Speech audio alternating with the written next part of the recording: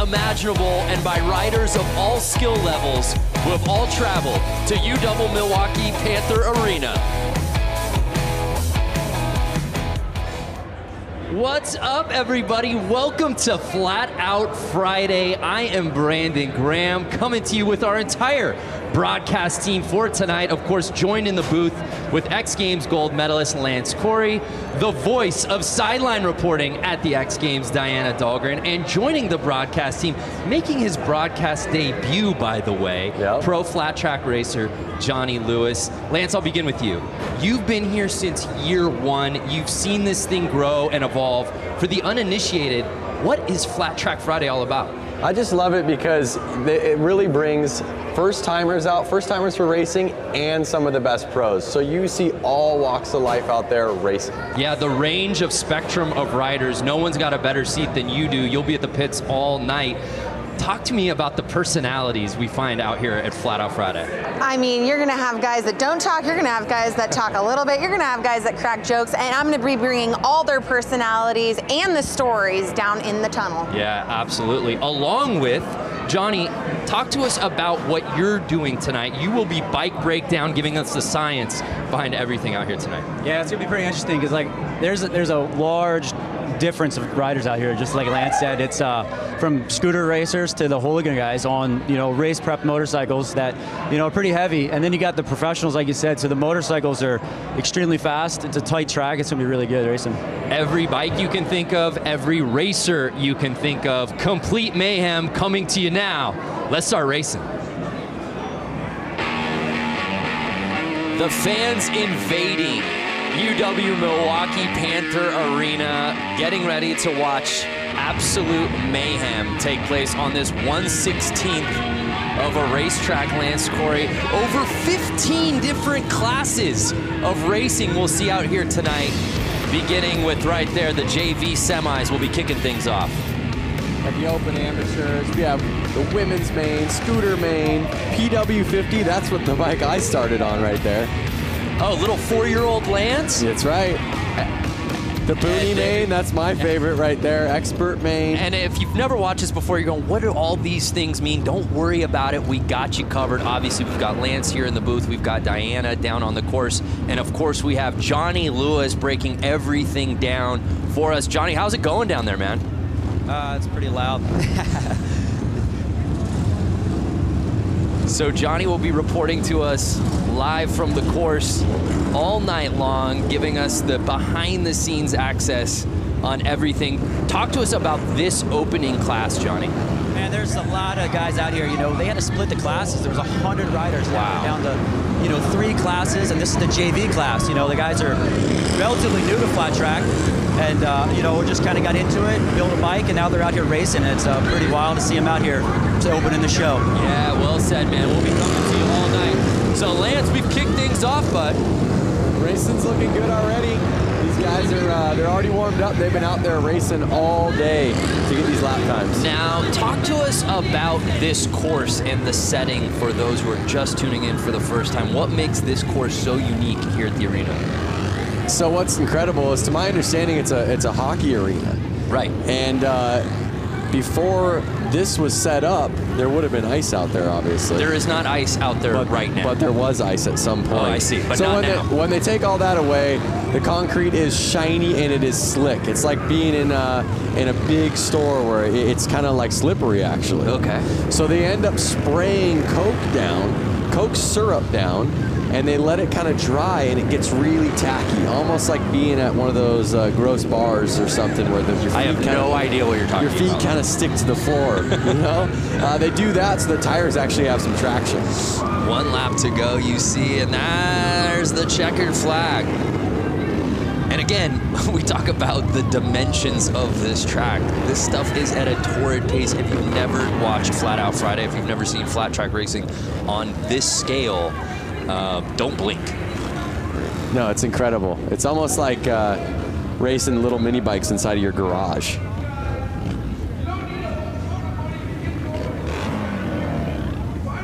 All the racers lined up, waiting to go out there for themselves. And we see Bob Reese finishing #1. qualifying in our semi 1 of 3. As Johnny said, there were so many people in this event that they had to divide it up now into 3 different heats of this JV semi. I don't think the underside of this arena has ever seen this many motorcycles or people inside of it. Yeah, I've never seen. We were here obviously for this last year. We were here for Harley-Davidson 115th anniversary just a few months ago. I've never seen this many bikes in one place. It's amazing.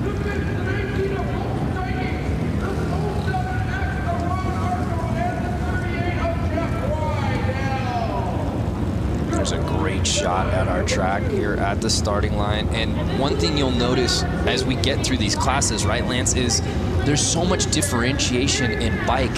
You'll see categories where you'll see dirt bikes, 450 cc's going against 750 cc's, and it really boils down to traction. Yeah, you're gonna see all of these guys out here right now. They're all on the Sportster platform. They're street legal bikes. That's kind of what makes it a hooligan class. And they're heavy, and they don't have much room to get these things to turn, so it can get squirrely. So this is hooligan JV semi 2 of 3. Oh, like that. 2 bikes down already. Pardon my getting on top of you right there, but no, that's what it's all about, and that's par for the course here on Flat Out Friday. I got excited to call that out right after I was saying you're going to see some squirrely riding. You can see them with the yellow flag out. That means some riders are down on the track, so kind of take it easy. And you can see all the riders kind of bunching up because of that yellow flag. It forces them to slow down a little bit, to be careful so they don't hit somebody on the track. So it gets the race a little tighter. Right there, you see a pass. Yeah. And we'll see Rydell in the lead right now. Is anyone going to catch him? 2 laps to go. No yellow flag out anymore, but the white flag is out. 1 lap to go. And now he's lapping people. Lappers can be dangerous, though. And 38 Rydell with the claim, the fist pump. He went double fist pump. I saw he went left to right, back to the left. He's stoked. He's moving on. There's 100 guys here in this class. He's stoked to qualify. I would be too. The JV main will obviously go on a little bit later as we take another look at that crash.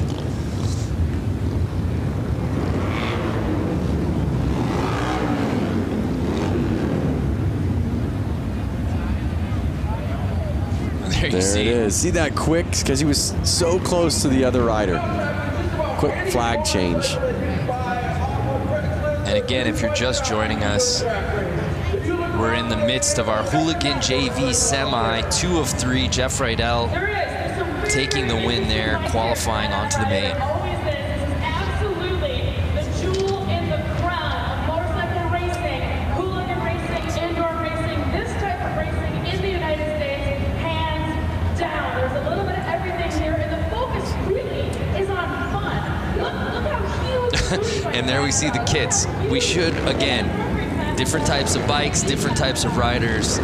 I think the highlight for almost all of us here is beyond the dressing up of the bikes is the dressing up of the riders themselves. Yep, that's for sure. A night like this, they kind of throw on a costume. You see a man right out there in a tuxedo. That's your type of tux. In fact, I feel like that's what you wore to your wedding.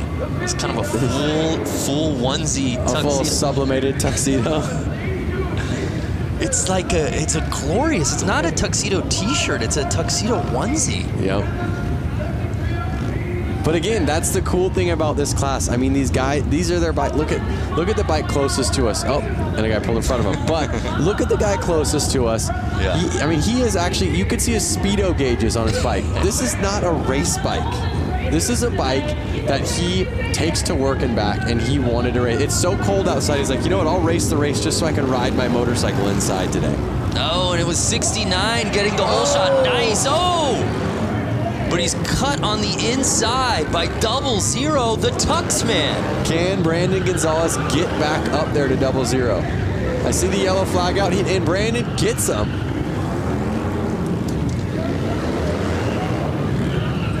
Brandon Gonzalez, the number 69. came all the way from Long Beach, California.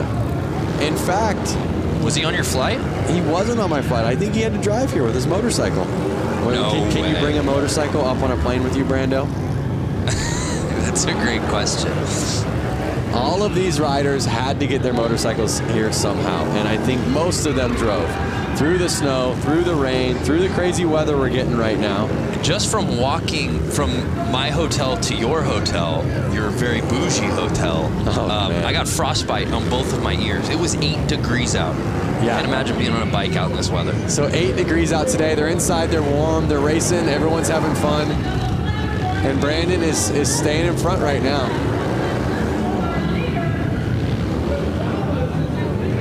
Now let's not forget, everyone here in the stands and all these riders, a lot of them are in town because tomorrow we're having the Mama Tried show. Right. A rad motorcycle show in the heart of downtown Milwaukee. And that's really the genesis of this entire weekend, and a byproduct of that is this race because the community as a whole had been coming out here. Yeah, I mean, it just happened naturally. I think the show was already going on. People were in town. People wanted to ride. People wanted to race. It was so cold outside. They said, hey, let's rent one of these arenas and let's all start racing motorcycles in there. They were letting their kids race. Everyone was racing. And you're going to see that tonight. You're going to see 4-year-olds out there on this track racing. Brandon Gonzalez, as you said, left no doubt about it. Even with the stoppage, returning for the win. He'll be moving on. So there you see Brandon Gonzalez qualifying.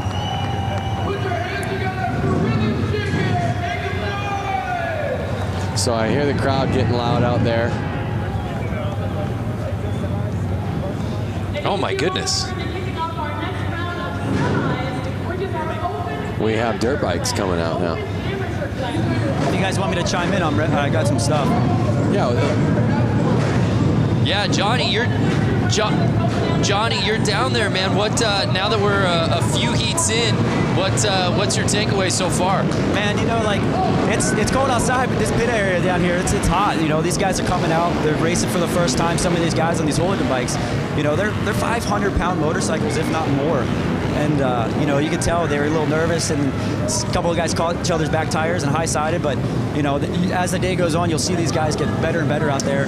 And Johnny, just a lot of nerves. And Johnny, while we have you, as we get ready for the Open Amateurs, how many of these guys that we're seeing in certain classes will we be seeing in other categories throughout the night? There's a good amount of guys that, you know, chose to ride the Open Am, you know, but they jump on a different bike, jump on a hooligan bike.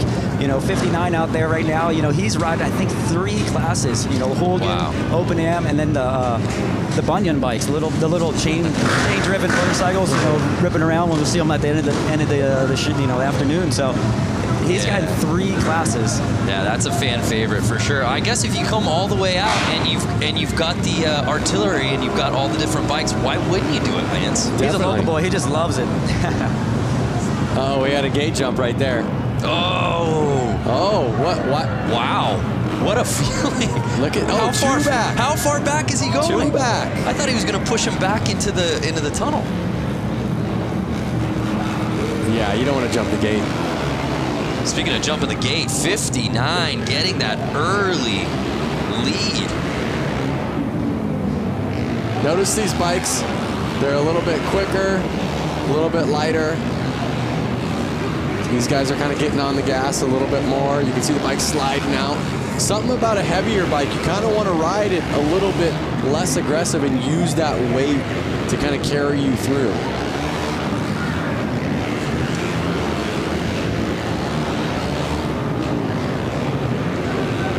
So Kilkenny leading the way right now.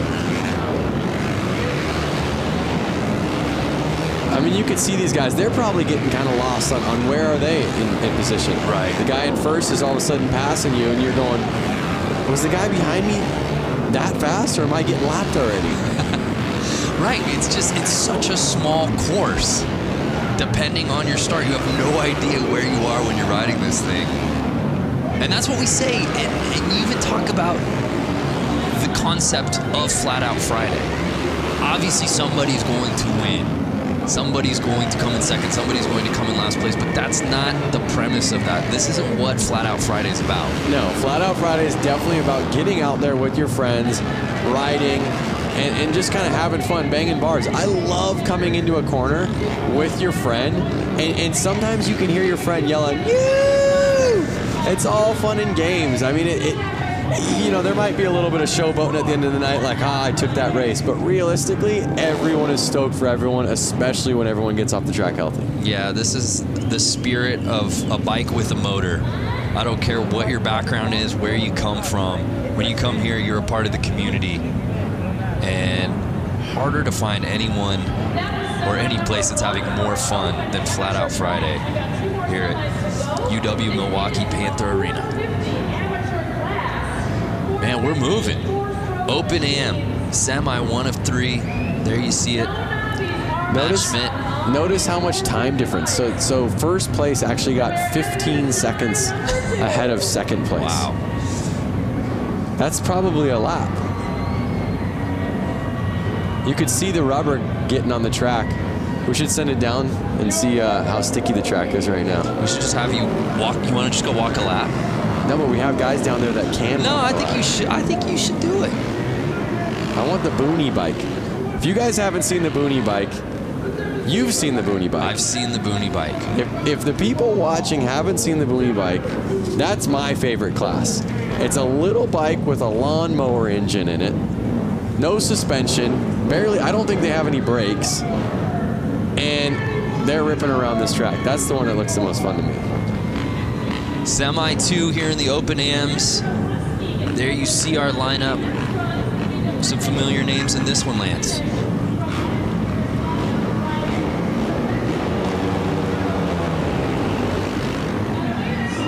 Whoa. There's a fine line when you get out there of being too aggressive. Right. And maybe putting it down in the first corner. What kind of rider would you be, Brando? Yeah, I think I'd go aggro right out of the gate. Would you? Yeah, it's the Ricky Bobby mentality. If you aren't first, you're last, right? Okay. So you kind of go for it. But as we were talking about before, it's so hard, probably midway through that first lap, to really, if you're not in the lead, knowing where you are. Yeah, for sure. And you just kind of want to keep picking off the person in front of you, picking off the person in front of you.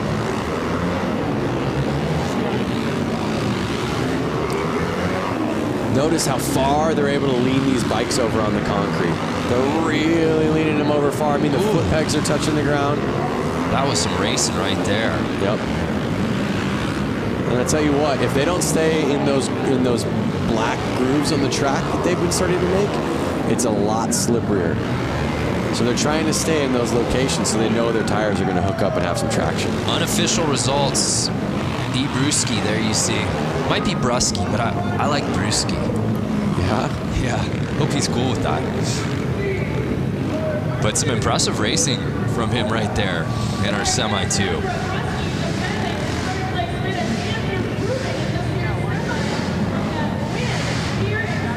Take a look, it was that 38L bike who I believe got the whole shot early.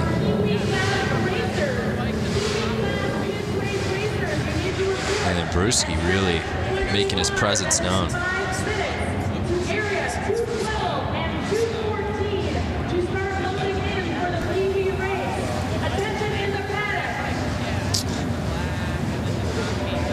So our results are in. You see Brewski and Blasky.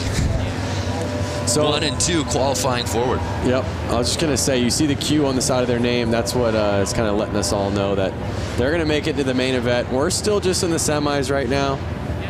These are just every rider that signed up. Towards the end of the night at this show, you're going to have all of the fast guys battling. That is really where it gets intense.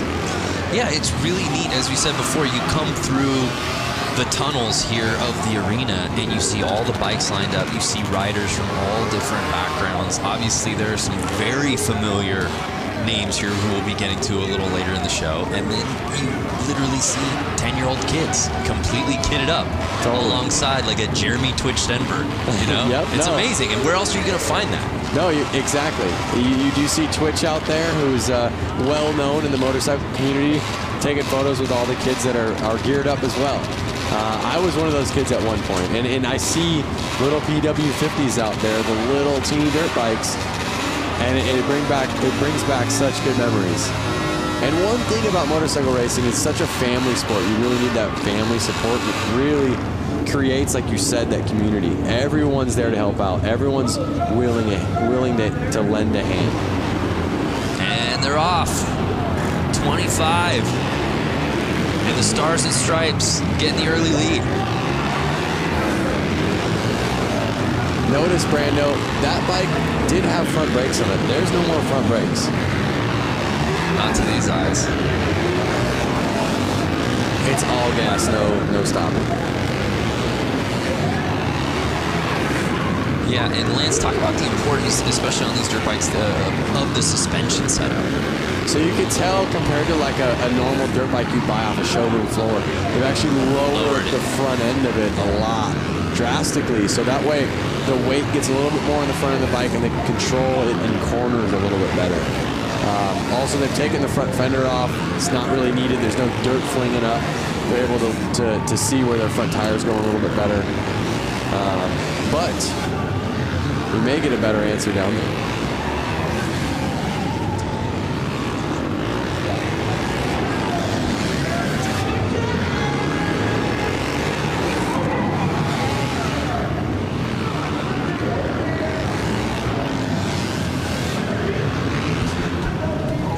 So the unofficial results are in.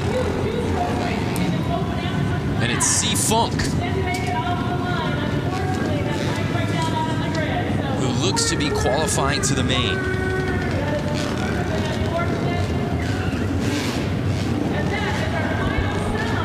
Johnny, can you hear us? Johnny, can you hear us? I can hear you now. All right, so you're down there. You've been seeing the hooligan JV class with the Sportsters. Now you're seeing dirt bikes get out there. From a ground level, what bike do you want to ride? What do you see a big difference in what's going on? Man, I'm partial to these hooligan bikes. You know, they're big machines, but you know, around this little track, they look like a handful, and I'm always up for a challenge. So, you know, these guys getting out here on these big heavy motorcycles in front of a big crowd like this is, you know, it's pretty amazing. You know, like I'm pretty stoked to see these guys doing it. Now you're going to get out here and see these pros get out here and do it. You know, there's a big difference. The lean angle's a lot different than the hooligan bikes, but you know, I think these hooligan bikes look like a lot of fun around here. Yeah, thank you, Johnny. Well, as we get ready for our next class, we'll head down to Diana Dahlgren. You never know who you'll run into here at Flat Out Friday. Diana, who you with? Yeah, that's right. Hanging out here with Taylor Kinney. You're starring on NBC Chicago Fire, and you are a motorcycle enthusiast. You've been here with Harley-Davidson quite a few times to Milwaukee. How have your experiences been so far? I came up, I think, August of 2018. Sorry. Whoa, guys! Hey, there we go. For the 115, the Harley anniversary, came up, had some cheese curds, rode around, saw the streets, saw the lake. It's beautiful, and then coming to the track, I couldn't be more happy. So you got to get out on this course earlier today with guys like Jeremy Stenberg, Buddy Settle, Johnny Louch back right behind us. How was that riding on the course? It was fun to rip around the track. We got here early. I think we were the first ones out. The concrete was a little cold, tires were a little cold. We slipped around a little bit. Twitch came out, started lapping us. Buddy came out, started lapping us. We picked up the pace and had a good old time. But yeah, after seeing what the guys are doing tonight, I was telling a couple of the boys, I think I would have ended up in the hay. Well, big round of applause. You didn't end up in the hay this morning. Thank you so much, Taylor, for coming to Milwaukee with Harley-Davidson. It's an honor to have you at an event like this. Guys, we're going to send it back up to you. God bless. Thank you. Love it. Hollywood taking over Milwaukee out here today at Flat Out Friday.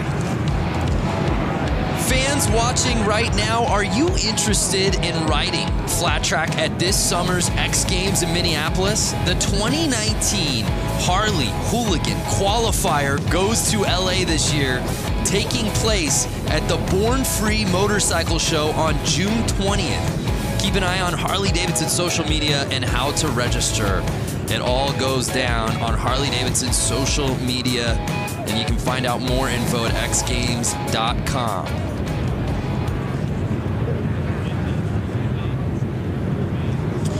So we move on to our next class, the Expert Semis.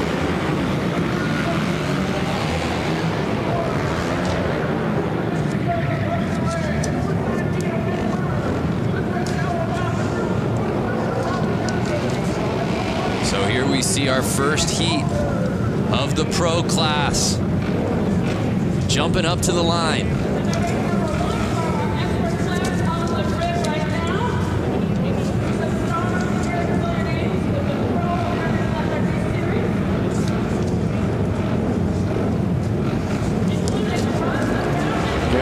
Racing's about to heat up. Yeah, no doubt. Here we go, and they're off. Notice that he's got a piece of carpet on his boot, Brando. That carpet on his left boot right there, so his foot doesn't actually stick to the ground. The ground is so sticky, like I said, his boot would actually get caught and rip his foot back if that wasn't on there. So it's Bowman leading the way right now, and he is absolutely lighting this track on fire, Lance. He's going to catch up real quick and get into those lappers. Now, these are experts. They're not pros. So these guys probably have a job. They're probably going back to work on Monday or Tuesday. So they're really just out here having fun. I mean, everybody's out here having fun. And there's a great shot as you see our leader. So many of these riders, the setup, especially on their foot, the boot that's hitting the ground, as you can see, taped up to the max. It looks like he's actually got a little piece of carpet on there.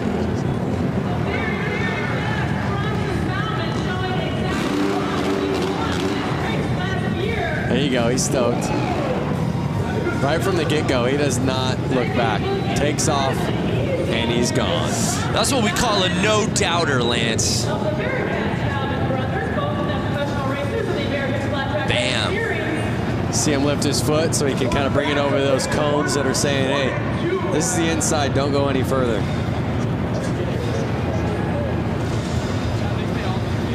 Well, Johnny, now that we've got the pros out there, as we move on to semi 1 of 2, there it's officially in the books. Bowman, Gunther, Lang, Weimer all qualifying. It feels like the racing got a little elevated real quick, Johnny. Yeah, it did. You know, if you watch, Bronson Bowman out there, they actually have their left foot peg off because they're laying the bike down so low that it would rub the foot peg. Some guys even opt to take shifters off the hooligan bikes because the cases are so wide. So, these pros now, they're just laying the bikes down so low, getting the direction change. It's pretty amazing to see them out there doing this on a track that's 100 feet from inside to inside.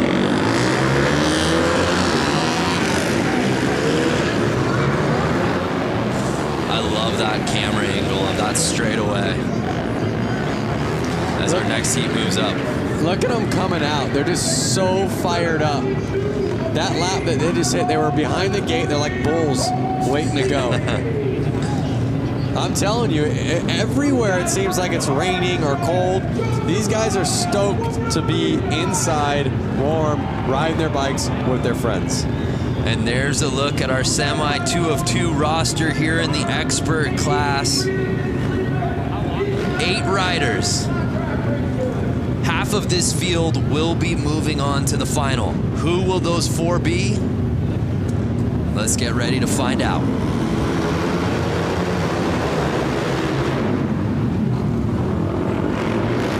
Looks like the inside rider always keeps getting the jump and staying in the lead. Yeah, so it's 229 going wide to inside. Can he fend off the field early in this race? So to my knowledge, they basically all had to time qualify during practice to get what qualifier they're in, probably their gate pick. So usually the fastest rider gets first gate pick. And so that's why we're seeing the guy on the inside. He's choosing that line, and he was also the first one to choose it, and he was the fastest one in his class. That's kind of why we're seeing him be able to take off and lead the race and win the race in the last two classes. So it's Mishler leading the way in the 69 polka dot kit. Can Monaco catch him on the final lap? No, and it's Mishler taking it. And it looks like Weiss might have actually passed Monaco there on that final lap.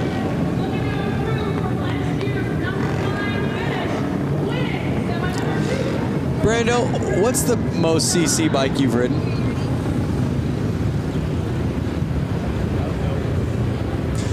Oh, let me look back in my lifetime. You know what? I think it's got to be a 900. A 900. A 9. So to give you an idea, these are 450s. Right. And the Sportsters you saw out there were basically 1,200 cc's. So you can imagine how big that bike is. That I can. I can imagine it. I can imagine it. Hey, let's head back to Diana, who I believe is with some racing royalty. That's right, racing royalty. If you guys watch the flat track series across America, you've seen Sammy Halbert, you see Jared Vanderkoy, and they are here tonight. Give a huge round of applause for these amazing, talented riders. Now, Sammy, this track is a lot smaller than what you guys are used to. Walk us through what you guys are going to do here tonight. Yeah, I love racing these little indoor short tracks. I grew up racing indoor short tracks, and you know, they call me Slammin' Sammy for a reason. So we'll see if I have to pull out the slam tonight. You know, I'm not afraid to if I have to, but you know, I know it's, you know, after watching the main here last year, I know you got to play your cards right. There's a lot of lap traffic in that 35 lap main event, so we'll see what happens. Just happy to be out here racing, putting on a show for the fans, and representing for Harley-Davidson. So, Jared, come to that. Has your teammate ever gotten dirty with you in the corner? Has he knocked you down? Has he slammed you a time or two? Yeah, we've had our run-ins in the past, but not as of recent. But yeah, it's going to be a good event, so hope you guys all enjoy it. It's going to be a good time. So thanks Harley-Davidson for having us out, and everyone for coming out here, and hope you enjoy. You guys give a huge round of applause. Jared Vanderkoy, Sammy Halbert, you guys are amazing. Thank you so much. Guys, back to you. How about Sammy just saying, hey, I'm ready. If I got to throw up elbows side to side, I'll do it. Yep. They call me slamming for a reason. I'd be a little worried to be in his semi. All right, here we go. Sammy, of course, needs no introduction on the flat track, American Flat Track Series, of course, X Games as well. But I want to say something. I stand corrected. The experts have pros in the class. Correct. So I'm not sure if every single expert is a pro, or can an expert be an expert without being a pro? And can a pro be an expert pro without being a pro? A pro, of course, is an expert, but an expert isn't always a pro. Is this a riddle? There's no answer to this circular question. But the racing continues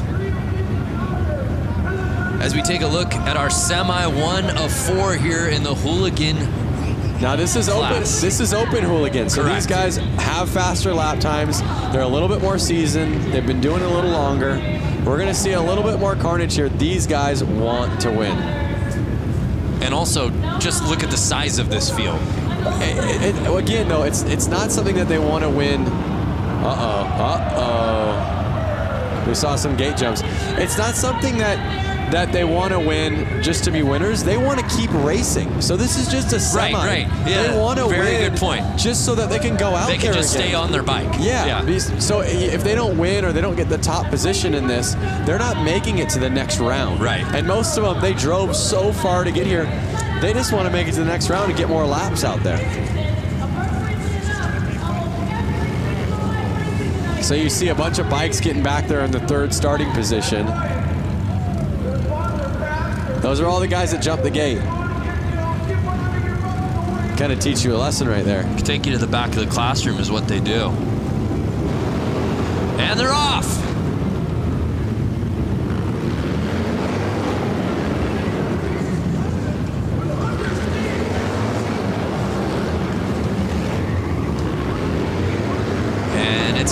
Lance Clements leading the way, trying to hold off Young and Carlson.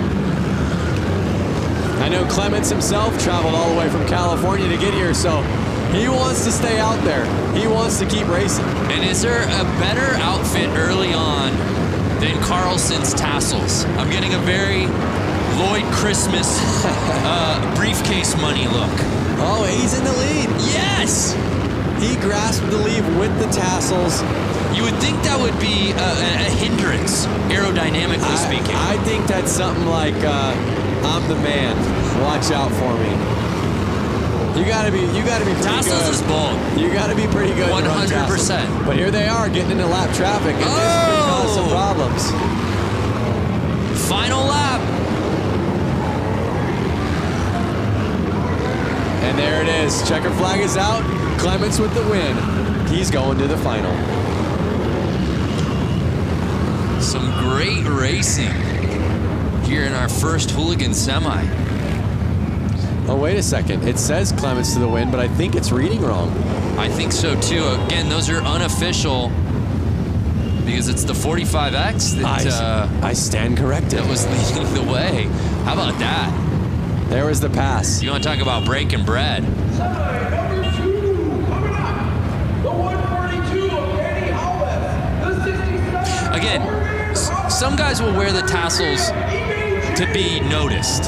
Hey, look at me. Yep. And other guys are just that bold.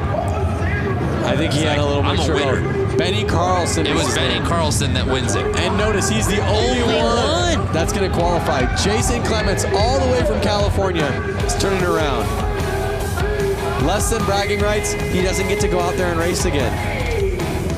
Got to bring your A game in these semis, Brando. Yeah, well said. The show must go on.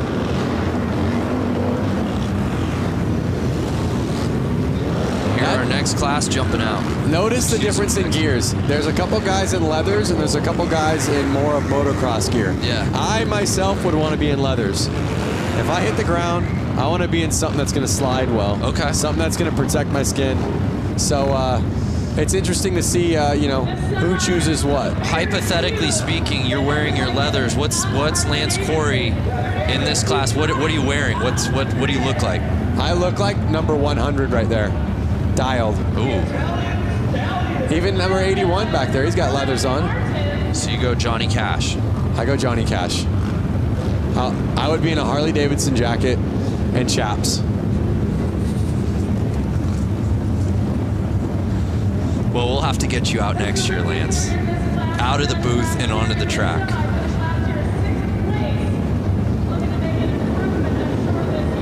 Uh-oh.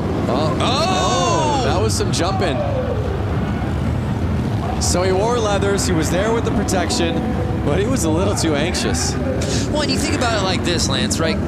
Most of these guys have been getting practice laps earlier in the day, and there was some racing, some qualifying even to get to this point before we even went on air. But a lot of times now it's getting to sit and wait, right? You've been waiting for this moment for your name to be called. Adrenaline is pumping. Yep. Can you really fault these guys for false starts right out of the gate when they've just been waiting? No, you can't. There they go. That looks like a clean start. 142 with the whole shot. Holbus in the whole shot, and he was again on the inside line. You're seeing that inside line pay off well. Will he cling to that top spot, though? It's looking promising so far.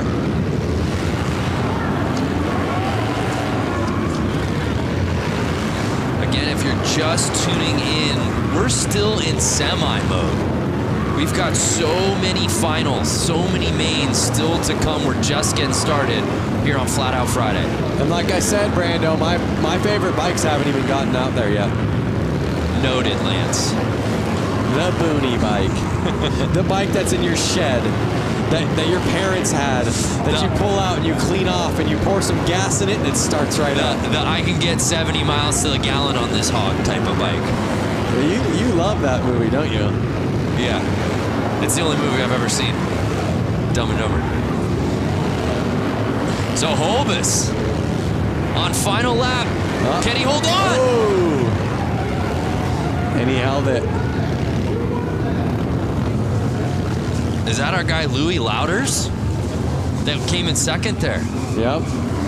We've seen Louis Louders at the X Games hill climb. Along with his brother. Yeah.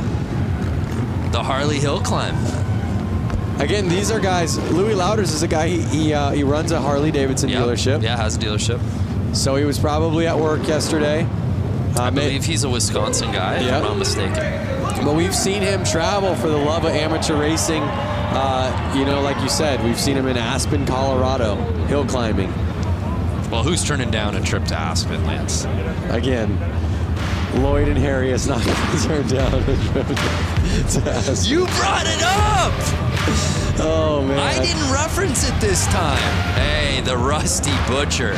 That's not Rusty himself, I don't believe. It's a teammate. That's a teammate of the Rusty Butcher. Yeah. But the next race you see open hooligan semis. Here's some of the hooligan hotshots. I see Suicide Machine Co., like you said, a Rusty Butcher rider. So these are some of the guys that kind of really made hooligan fun again. make hooligan fun again. I've seen you wear that racing hat. Fun again. Rusty Butcher gloves right there. Twisting the grip. Pair of Thrash and Supply gloves right there. Whoa! Twisting the grip. Thrash and Supply Co.? That's right, baby. Like you said, a lot of these guys' palms are probably sweaty. They've been waiting around for this race. They're fired up. Palms are sweaty. Don't do it. Spaghetti. Don't do it. I knew it. There they go. Clean start. 963. Mikey Virus, a Rusty Butcher, got the lead. He was on the inside line again. What a clean looking bike. I was just going to say that. These guys build these bikes specific just for this event. I watched Mikey and the whole Rusty Butcher team assembling these bikes. Oh, a pileup. A pileup. I hope we got that so we can see it in a replay. But you see the yellow flag out, they're kind of having to take it easy. You see the gas on the track. Yeah, we got to take another look at that. Speaking of setting a bike up, you got the opportunity to build a Harley-Davidson this week. Yeah, I've been in Milwaukee for 3 days now. We have a competition called the Brewtown Throwdown. Correct. Where basically two teams built bikes. You guys might have seen this in the show a little earlier on, but we were able to build 2019 Street Bobs. We had 2 days to do it. My team, the Quick and Easy team, we made a bike that was kind of replicated after a 1940s flat track race. So something a little bit more old style. The other team, Super Bob, I want to say? Yes. Super Bob, they made a bike that was a little bit more Supermoto-ish, a little bit taller. To me, it looked a little Mad Maxy. I'm digging my bike. I hope you guys vote for my bike, Quick and Easy. Yeah, tomorrow. both are beautiful. Check it out on the Harley social and then also Lance Corey's social. So we might be able to see the crash. There it is. Two riders must have collided. Suicide Machine Co. Yeah, it's great, actually, all things considered, that there wasn't more carnage there. Yeah. Only the 2 bikes went down. You see them getting the gas up the track. And there you see Mikey qualifying out of that entire group. Only Mikey moving on. But again, Mikey Virus came all the way from Los Angeles, California. So a guy like him, he's stoked. Amazing crowd on site here at Panther Arena to watch what has really become an annual tradition. Now, here you have the Rusty Butcher. Yes. I've seen Mark Rusty Butcher win this race before, all the way through, all the way to the end of the night. He took it home with a W. Then I've seen him come back the following year and I think crash out pretty early on. And again, he wasn't mad that he didn't win. He was mad that he wasn't in the final to race more. So what's going to happen tonight? Yeah, he flip-flops, right? Yeah. Either wins or crashes out. Yeah, it's all or nothing. Then I guess it's an odd year, 19. I feel like he's gonna go the distance.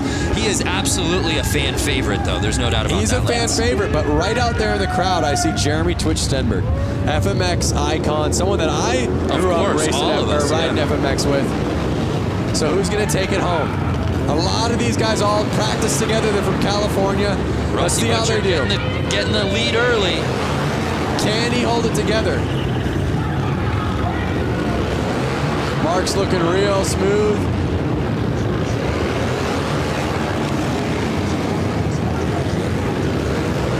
He's looking confident. He's got his eyes on the prize, but you see a couple riders on his tail. They want that position. That is the position that's taking you to the final. Are they going to go easy on him? Are they going to throw a tire in? Are they going to take him down? But we got a battle here midway through this race. 3 laps. Oh! No! Mark the Butcher goes down, and it puts Buddy Subtle into the lead. Buddy Subtle taking over the top line, but no, Busch taking the lead from him. Wide. They're coming into Mark now, who's a lapper who was just in the lead. Final lap time. Will Busch hold on? Looks like Busch has got it. And Busch gets it. Oh, and what a heartbreaker as Subtle comes in second for Rusty Butcher. What a transition. You go from Rusty Butcher laying it down, Buddy Subtle then in the lead, and then you get the number 44 of Busch taking over the win. There was 3 different leaders in that race. That was some of the best racing we've seen all night. Oh my goodness. And you said it right before the race began, partner. Butcher wins it outright, crashes early last year. What's he got this year? In the lead, we think he's got this thing comfortably, and crashes out. It's such a, I feel so bad. And there you go. What do we got? I don't know if those results on the screen. I don't know that that's official. I'm not sure. I have to disagree. I had my eyes on that pretty well. I feel like there's somebody we can talk to here. Please put your hands together because there is going to be a wedding taking place. Well, before we move on to our next race, here's a word from our Diana Dahlgren. Hey everyone, Diana Dahlgren here. Enter for your chance to win a VIP trip to the 2019 X Games in Minneapolis. And you could be down on the racetrack with me during the Harley Hooligan race.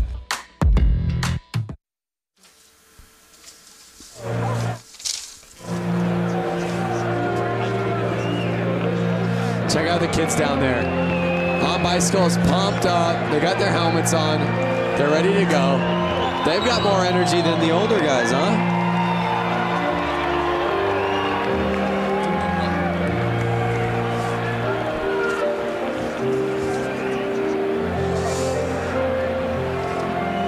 This is what I like to see. Yeah, there you see the young fans.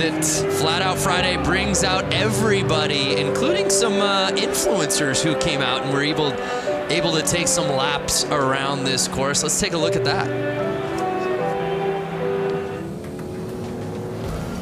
The track feels really good. We got a little practice in there. It was fun. I grew up racing motocross, so it was cool to do this. It's something different and something I definitely want to do in the future more. It was fun just to go out and get a couple loops in, watching these guys follow lines and get a feel for the track. It's my first time actually even touching concrete. I've seen so many videos of everyone barely scraping their primary and eating it, so I was trying to be cautious out there as much as I could.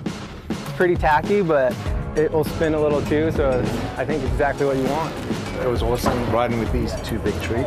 But I honestly think we got them. Yeah, I got to keep it on 2 wheels and yeah, not crash. I got 100 cheese curds on Buddy to take the whole thing. Some heavy hitters. Yeah, there you have it. That are part of it. And there's your bike. Yep, there is the bike that I just got done building over 3 days. She is a beaut, man. Well done. Oh, I'm so stoked on her. I really wish I could take her home. Notice how the front and back tire, they're the same size. I love that look. Yeah, everything about it. The paint job, it just, it's an excellent motorcycle, Lance. You should be really proud of yourself. Hey, thank you very much, Brando. And there is the other bike that the other team got to build. Yeah, that was Diana Dahlgren was part of that team. And as you said, a little bit more of a Mad Max kind of racer look. I really like it. Hey, we're still in the middle of all these semis. Let's send it back down to Johnny. Man, that last race had a little bit of everything. Johnny, are you there? Hey, I can hear you guys now. Sorry, we had a little technical thing. No, I was just saying that racing kind of had a little bit of everything. Some big names, obviously. Rusty Butcher, we thought was going to take it, going down midway through that race. Yeah, he just got in there and the bike started chattering a little bit and the front end went away from it. It's, he started getting that lead and started riding a little tight. And when that happens, the bike just kind of handles differently, and he got that front end push and he lost it. So, that's been kind of a thing that's been going on a lot lately is, just guys, getting offline that little bit and somebody sneaking, right underneath of them and then bumping by. That's how, Carlson got the win that last, the one before. He just, the guy ran wide a little bit and just snuck up the inside. So, that's what it's going to be all night long. It's just guys kind of, jumping in and, when that opportunity comes available, they go for it, and that's going to be the racing tonight. Yeah, and Johnny, Lance had said it really seems like the theme is whoever's got that inside start has seemed to get the whole shot. Are you seeing that too down there? Yeah, that's why they did the qualifying for the guys, the bigger classes today, to provide that opportunity to kind of you set the stone right out of the practice staging, get the guys out there, get a good lap time, get that pole, and that's kind of the key of the race, just trying to get that pole position, keep doing it, throughout the evening for that main event. Thanks, Johnny.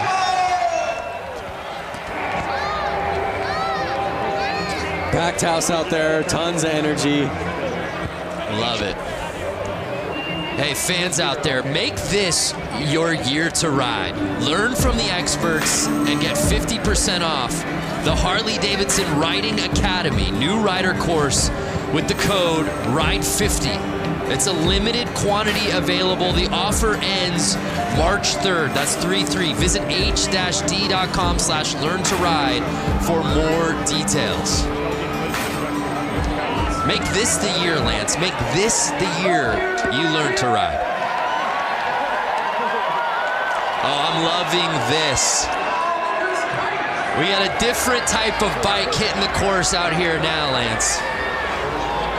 That's, now that I have a kid and you have a kid, I just taught my daughter how to ride a bicycle. Is she not out here? My daughter is 16 months old and she's out there. She's in the bear costume. I want to bring my daughter out with one of those kick bikes. My daughter doesn't know how to ride a pedal bike, but I know she would kick a lot more butt. Your daughter's 2 years old? 2 years old. And she's already riding a bike without training wheels. That's amazing. Speaking of parents and people with kids who ride bikes, Diana Dahlgren, I know you got a little one yourself. When's he going to get out here and ride? 2 years old. He's actually in this teddy bear costume that you see lined up. He's the most massive child on this line. I don't know. I feel like Hunter's going to, take the teddy home for the win. So all the little cats out there, and it's the bear taking the early lead right out of the gate. I feel like there's an adult in that.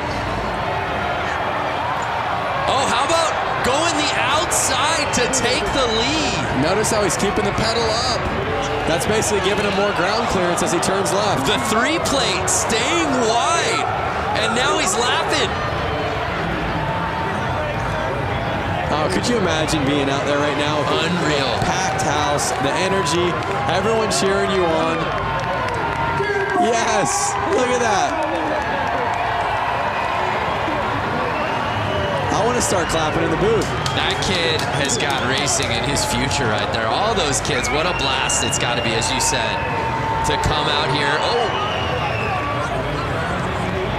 in front of this crowd, are you kidding me? That is awesome. I love it. The checkered flag's out. You think you're going to get these kids off the track? I don't think so. I'm not sure it's possible. Oh my gosh, some of these kids out here are so small.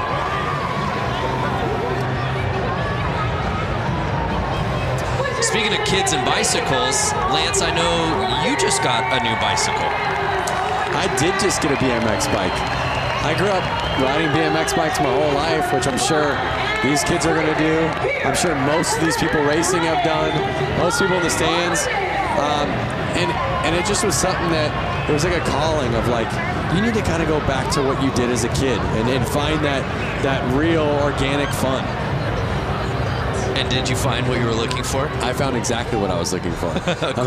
According to your Instagram all last week, it seemed like you found it pretty much every day at the park. Yeah, I went to the skate park every day and had a blast. Look at that little kid cruising his little pedal go-kart.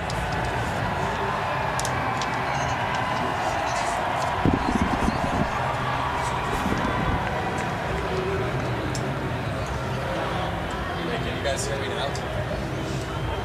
Yes. All right, well, those kids wrapping it up. Let's head down to Diana, who's with our competitors. Diana. Hey, you guys. So I'm down here with these stars, tomorrow's stars. Alrighty, so you just ran the track here at Flat Out Friday. How was that track? It was really fun. Was it really fun? How was the Coke syrup hooking up on these tires? Yeah, it was. Sounds great. And then we have the teddy bear. You know, I was telling everyone this was my child earlier. Here's the teddy bear. Was it hot in the costume? Yeah. How was the course? Good. What is your goal in the future? Are you going to win some championships in the flat track? Yeah. That's right. All right, who else do we got here? Hi, sweetie. What's your name? Brody. Brody! And how was the course out there? Good. Do you want everyone to give a big round of applause right now? Sure. Where are you guys at? There we go. All of downtown Milwaukee. Guys, these kids are the future of flat tracking. Give a huge round of applause. Great job, guys. Back to you. Thank you, Diana. I love asking the kid in the bear costume, what's your goal in life? And you just saw like his entire life span before his eyes. Like, what do I want to do with it? Where do I want to go? Travel the world. There's a look at our main still to come tonight. If you've been with us since minute 1, thank you. But we just getting started. Some of the best classes are coming. Who do we have lining up next?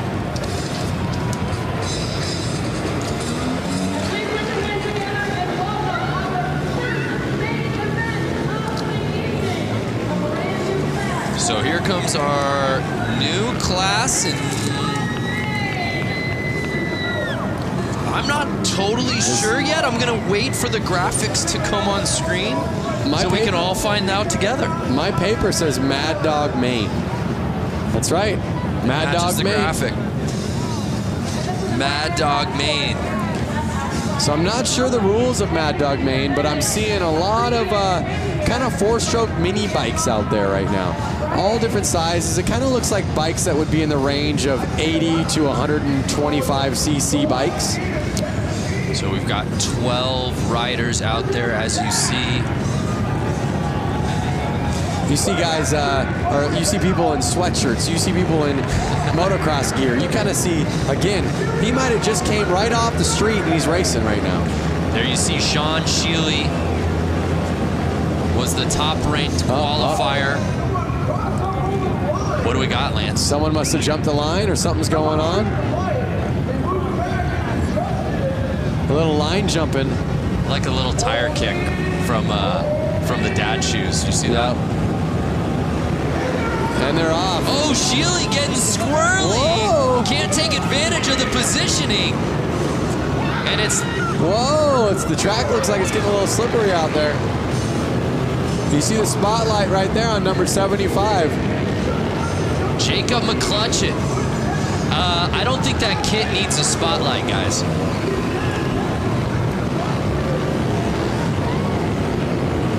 Now again, this looks like a bike that's a little too small for that rider right there. And but again, sometimes riding the smaller bikes is more fun.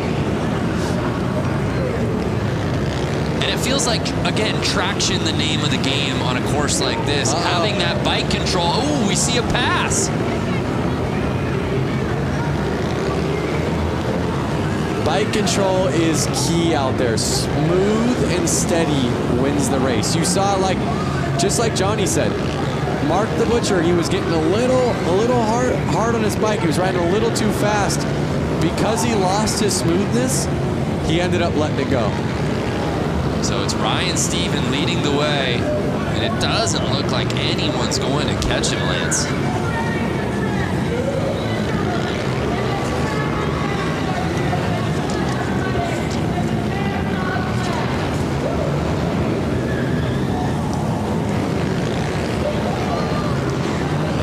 starting a lap. Some great racing out there. You're seeing bikes that are pretty new, bikes that are from, you know, the modern era, and I even see some bikes that are probably 10, 20 years old out there. It's interesting to see how the technology on these bikes hasn't changed much. Mostly visuals, mostly just the cosmetics, the plastics. So final lap, and it's Steven taking the win, at least unofficially, but to these eyes, you can pump that fist, Steven. Ryan Steven taking the top spot, followed by McCutcheon, excuse me.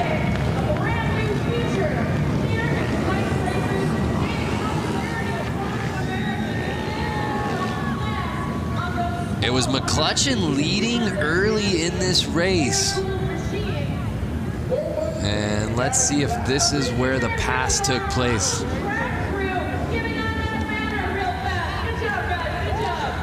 So one thing to keep in mind, Brando, lines in racing are a key to how fast your lap is. So basically, what is the quickest way around this track was staying the smoothest at the exact same time. So you can almost look at it as, if I walk this track on my feet, what's going to be the easiest way around it? Well, it would be on the inside, right? So on the corners, you want to be on the inside. But you couldn't stay on the inside and be smooth if you were staying on the inside on the straightaways. So they're riding wide to stay smooth so that they can ride the inside on the main part of the corner, which is going to get them the shortest line while staying the fastest while staying the smoothest. Thank God you had an answer. That felt like an SAT question. The making of a riddle. I mean, it's just a big deal. And I'm just thinking, if somebody has never raced before and they've only maybe driven a car on a public road, or maybe haven't even driven a car before. The strategy seems counterintuitive. Yeah. So you're always wanting it to ride the shortest line, but also at the same time, what is the smoothest way to do it? Right. So here's the JV Hooligan main.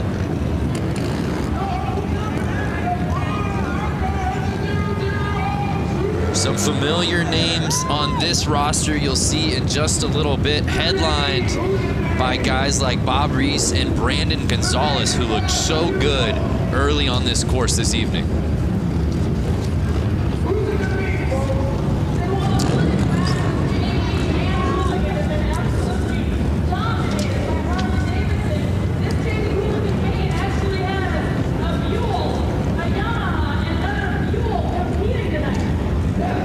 Got 3 different bike manufacturers out here, but it's certainly Harley-Davidson dominant in this class.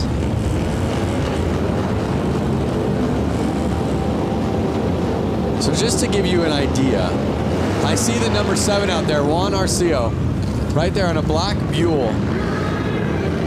And he has a full-time job back in California. He made his way all the way out here to race this, so he's stoked to be out there in the Hooligan JV. But that's the beauty of Flat Out Friday. It's just filled with weekend warriors. Yep, exactly. Matt Schmidt, who had that first pole positioning, taking the whole shot, and he may not look back because he's already catching up to Tuxedo. Yep.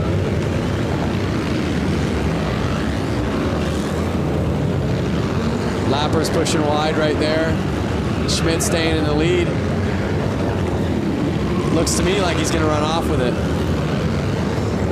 Still 8 laps to go. But Schmidt clearly knowing his way around this course. He's kind of already catching up to a couple other lappers. And you see that for those who haven't watched before already, the etiquette for some of these guys that are getting lapped. They're merely getting out of the way. If you're getting lapped and you know you're getting lapped, the nice thing to do is kind of let that guy by.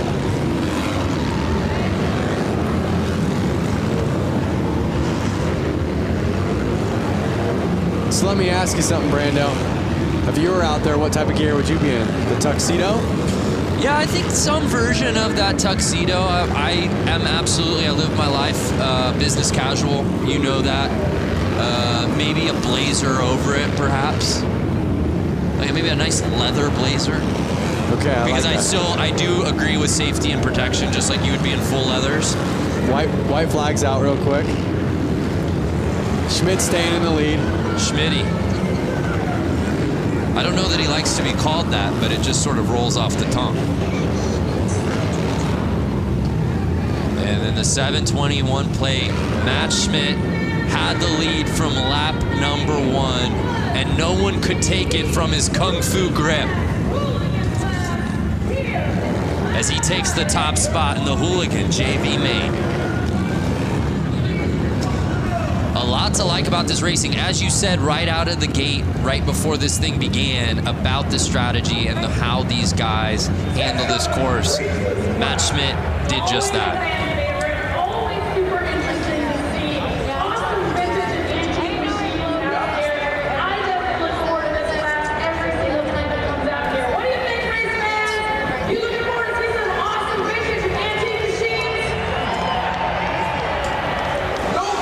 So it's Matt Schmidt taking the top spot. There's a look at our results from the Hooligan JV main. Let's send it down to Diana, who I believe is with Matt Schmidt. A huge round of applause for Matt Schmidt, who's taking the win here in Hooligan JV class. Matt, making it look so easy out there. It looks like you belong with the Hooligans. How was the course? The track was awesome. It's the first time I've ridden concrete, and I signed up late, so I got stuck in JV, but it was a good first outing. I got to thank SNS Cycles, my coworkers, my friends. They gave me a good seed to ride this evening, so thank you, everybody. Congratulations, Matt. Guys, give him a big round of applause, and guys, we're going to send it back to you at the booth. Yeah, Matt Schmidt looked so good out on that course, and again, you're just seeing the level pushed as we move on throughout these mains. But like you heard him say, it's his first time riding on concrete or racing on concrete. He was saying thanks to his co-workers for helping him get out there. So you have a guy who again, does not do this by trade. Right. He's an enthusiast, he's a gearhead, he's a motorcycle rider. Which blows my mind when you say that, when you look at how he raced out here tonight to win that thing. Looked so comfortable, and oh, by the way, he's never raced on concrete before? Come on. But so many of these guys have a similar story, Lance. We move on to our next race of the night. It's our brakeless main. One thing about these guys that's similar story is they all have no brakes. Hence the name. Whatever they're paying you, Lance, double it. That's the sort of analysis that people are coming here for. So there's a look at our roster for tonight's brakeless main. Randy Braulich will be in that first position on the inside.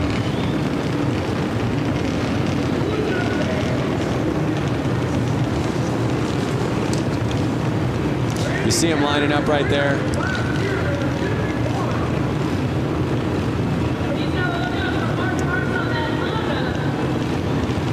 Oh, let's go to the gram. Oh, excuse me, I believe this is Twitter. Paul James at James Gang Racing. Go time. Only one round of practice on to the heat races at Flat Out Friday. The girls who ride out ya at Flat Out Friday. Women's hooligan races are so rad. Could not agree with y'all more.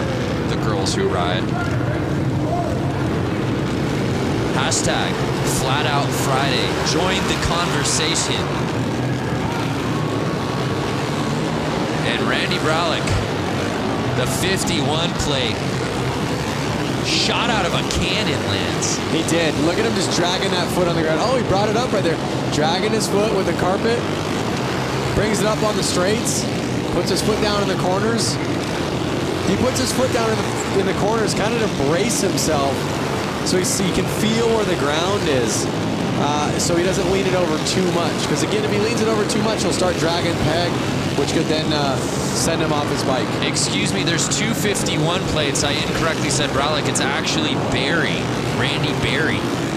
No, ride her down.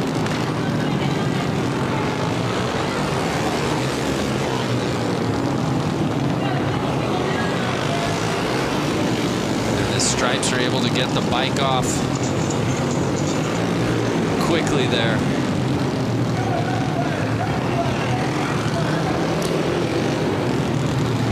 That was the 15, Kendall Lutchman, that went down.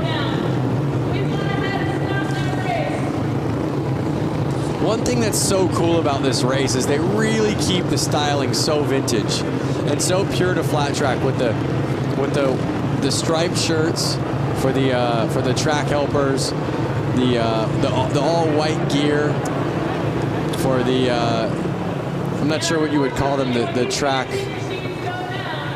kind of flaggers, and I guess they're the flaggers. Oh, it looks like he's hurt maybe. Yeah, so we have eyes obviously down there on the course. Diana, what'd you see? What happened there? Yeah, so basically it just went down in the corner, but what my angle shows is that his leg got trapped under his bike, and it just took a couple.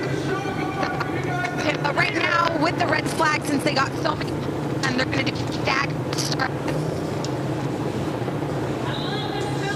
We losing Diana there due to some tech difficulties. We'll try to clean things up, but that's a tough go. So I don't know if you were able to catch it earlier, but the front wheel on his bike, look at the front wheel. Tacoed. We call that tacoed because it's folded like a taco. Oh, that's why you call it taco. I'm done trying to help No, I you. gotta tell you, the stuff that I am learning from you, Lance, is just blowing my mind. Doesn't look like he's doing too well. I mean, he's back up on his feet, but yeah, it's good to see him popping up. But how? I mean, my goodness! I hope that Panther Arena gives this man a hand, because you see what happened, and as Diana said, basically that wheel going over the leg. You see what happened to the wheel. I'm not even sure if that bike rolls. I think they're gonna have to lift the front wheel up to get off the bike. But you see the rest of the crew lining back up to finish this race.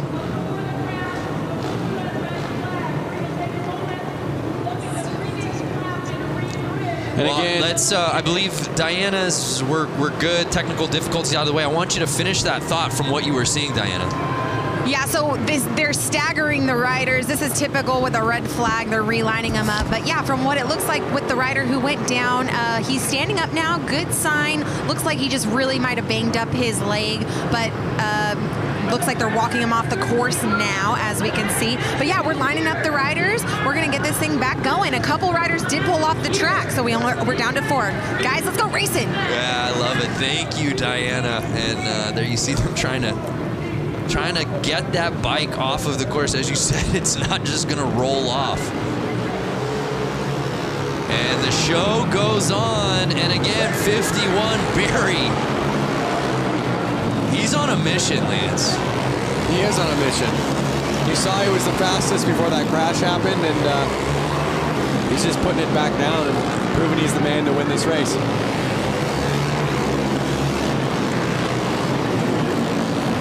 4 laps to go.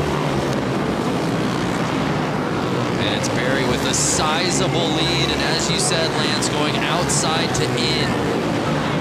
You don't think it's the fastest way to go, but that is the route to success out here on this course tonight. And Barry doing just that.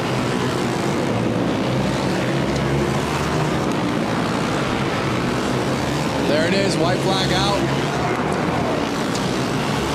Barry's got 1 lap to go. He's looking at the checkered, and there he is. Taking that main home, looking back at his friends. Big smile on his face. You can see it right through his helmet.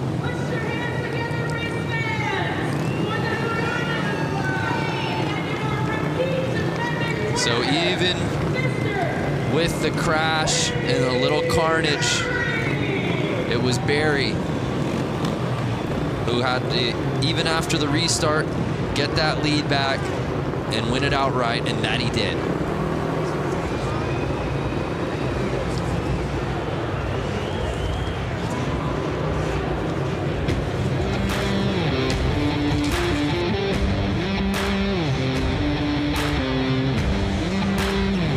So Brakeless Maine officially in the books. One name I do want to point out, Chuck Dickinson. I don't know if you've seen Chuck around. He's always here. He was, of course, at the 115. Chuck Dickinson, 78 years old. Wow.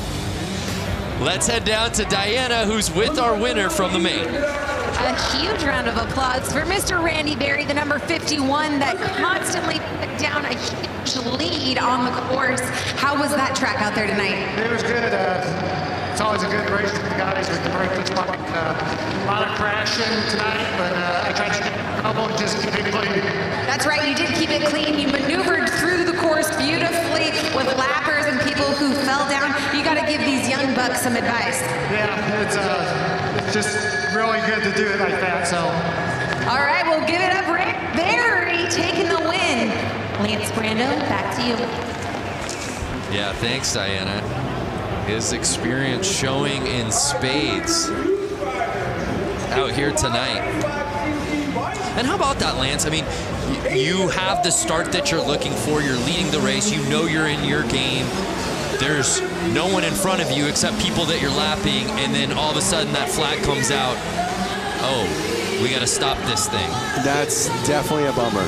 Because your heart rate just instantly is like, oh, what? So it's definitely a bummer. I mean, but normally you're confident enough to go, you know what, I can do it again.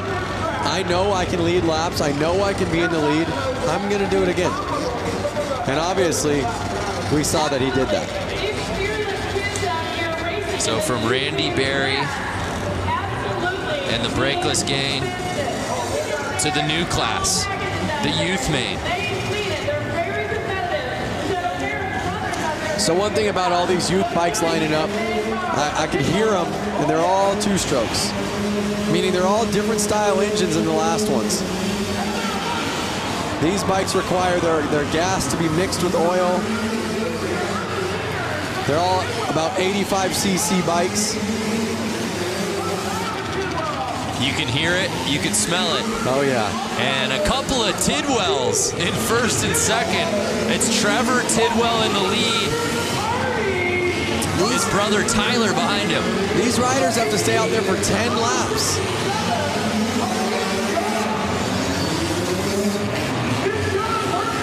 I see a couple 60cc bikes out there. And you see the Tidwells, 1 and 2. Do you think that any bit of their training together is Clearly it's paying off. Are they gonna do the slingshot move towards the end? Oh yeah, a little shake and bake. Oh, little tire tapping. Young with the pass. And Young passing Tyler Tidwell. Oh, Young's in the lead with 5 laps to go. He is putting the power down. You hear the crowd going wild. The crowd is going off. You see Young. This is the back and forth we've been waiting for. Can he hold it for 3 more laps? Wow. Vince Young passing Trevor Tidwell, and just 2 laps to go. Can he hold on? Final lap time.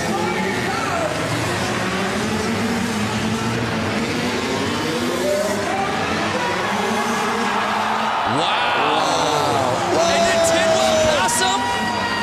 A photo finish, Lance. We gotta see that again. Did Tidwell regain the lead right before the checker? I need to see a replay. That may be a youth main, Lance, but that was easily the best race of the night so far. It's only gonna get better. Wow. Here we are. You see some passing. He's letting a rider back out on the track.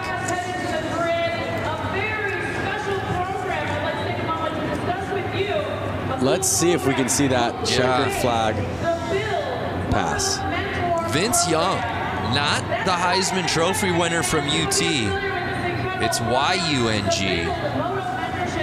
Here it is, here it is. Look, look, look. And did he get him? I don't know.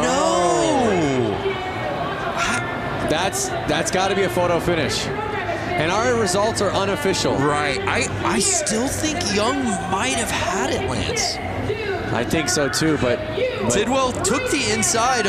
We'll see. We're about to get our official results dropping. That was incredible. But regardless, what a battle between those two. What a race. I hope we see a lot more racing just like that. Yeah, absolutely. Trevor Tidwell was leading that whole way, and then Vince Young, with about 3 laps to go, taking the top spot, only to potentially have been bested by Tidwell, not on the final lap. I'm talking right as the checkered flag was being waved. Take another look. Young.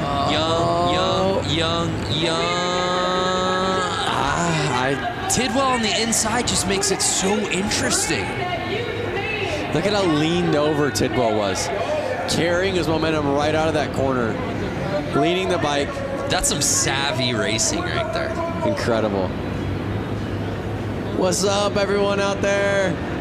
That's a lot of people getting on the Jumbotron for the first time in their lives. Oh, kiss cam. Kiss cam.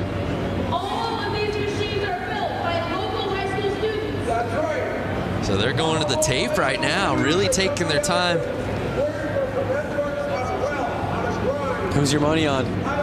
I still think it's Vince Young. So more social coming through, bikes going fast, zoom, zoom, hashtag Flat Out Friday. I love it. Not Simone. Even got a little, she's got the cherry emoji in her handle. Watching Flat Out Friday on Blockhead Moto channel by the fire. What better way to spend a Friday night? Dave Hoffman, thanks for spending the night with us. Malika, who says there's nothing to do in Milwaukee? Not Lance or I. That's for damn sure. We're checking out Flat Out Friday. Checking out Mama Tried's Flat Out Friday.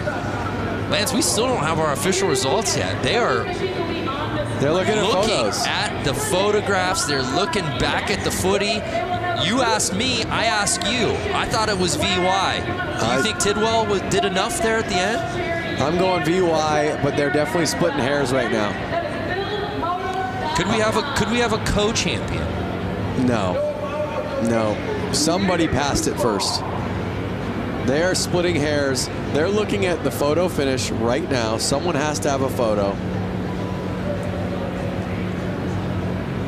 And it's Vince Young.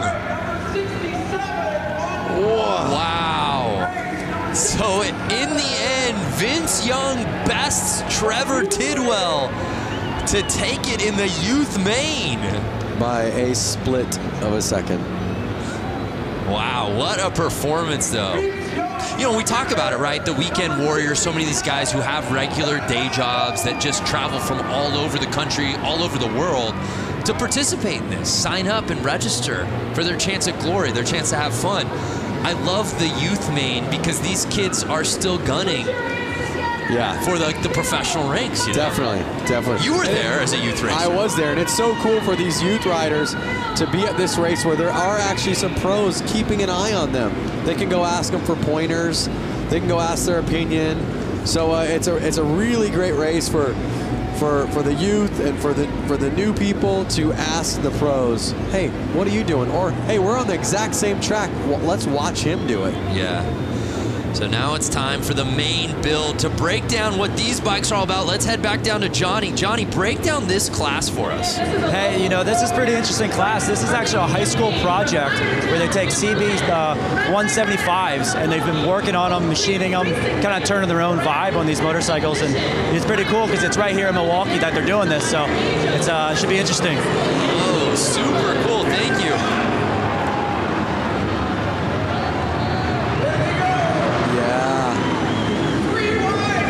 How rad is that? See, I want to be on one of those little bikes like that. Some you're proud of, some you're having fun on, but some you're not as worried to kind of drop if you accidentally go down. Miss Cho leading the way on the 35.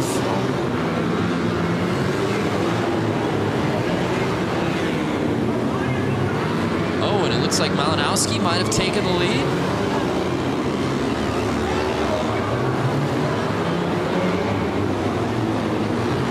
Eight laps to go.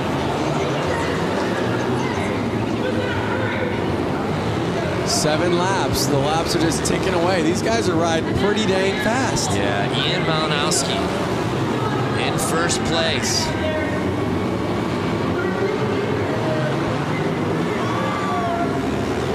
And now Ian's making the passes.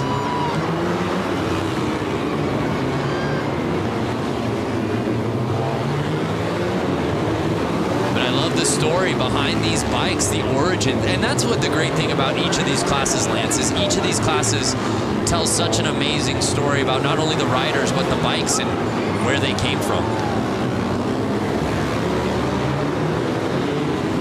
Look at the forks on that bike. Bop, bop, bop. They're kind of bouncing up and down.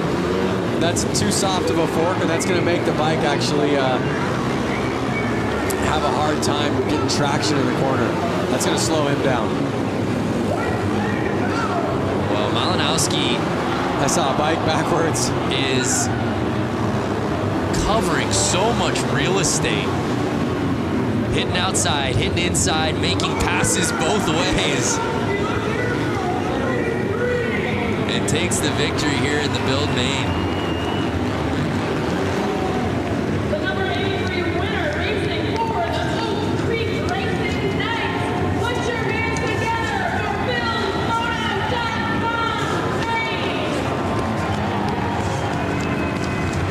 That class looks like fun. And to top it off, they had a lot of fun building those bikes.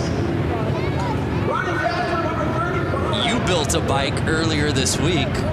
I would have loved to see you jump on that and figured out which class you could have gotten in with that thing. I think that class would have, I know we have a couple cool classes coming up. It would have either had to have been hooligan, inappropriate class. I could absolutely see you. We could have gone out there in that one. I would say I would have signed up for the inappropriate class. Yeah. Because it's a little bit of an inappropriate bike. It's a little too big. So what would your costume been? Oh boy. Well, the bike was styled as a more vintage bike, so I would have played the part and gone vintage. I would have been in some old school leathers. Nice. With kind of a helmet that Evo Knievel would have worn. Like a helmet that looks like you should be in a space shuttle. Well, partner, it's not too late. We move on to our next class. Get ready, it's the women's main. The ladies of Flat Out Friday hitting the course.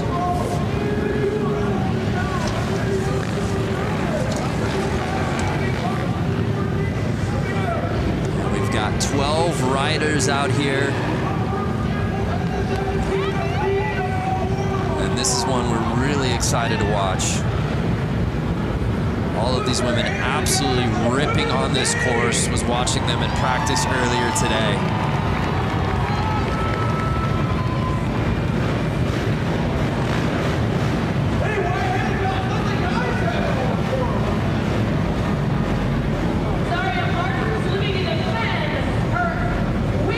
I see a lot of different CC bikes out there. CC's the cubic inch of the motorcycle, which the more cubic inch, the more power. But I'm seeing bikes that could be upwards of 450 cc's and then bikes that look to be somewhere in the neighborhood of 125 cc's. Yeah, let's bring in Johnny. Are you seeing that as well, Lance, just talking about the variation in cc's in this category? Oh man, there's a big one. I don't know if you noticed the last bike that pulled off into the start line was a Honda Rebel. Still has the taillight on it. But then you got racer girls that race full time, you know, like all season long. So there's a lot of really strong talent out here, and also a lot of beginners just getting out here for the first time. So we're getting ready to set it off for the women's main. We're having some troubles in the start right now. I'm seeing some gate jumps. I'm seeing some bike stalls. So I think it's their nerves kind of getting to them. And as Johnny said, you see it with hooligan racing. You see it at Flat Out Friday every year. Just so many different types of bikes, but you know you're at Flat Out Friday when you see a tail light out on the race course. Yep. Uh-oh. Getting bumped to the back. It was looking like she was having some clutch issues. She kept jumping the gate, but I don't think it was intentional. I think it was either nerves or it was something with the bike. Oh, there we are. Yeah, I'm seeing dirt bikes, but then I see a cruiser bike. Right, and that looks to be Zaria Martins. Oh, she has to be on the third line for those mistakes. They're off. Again, that inside line kind of being the promising one. It looks to be the number 11, Anna Lang.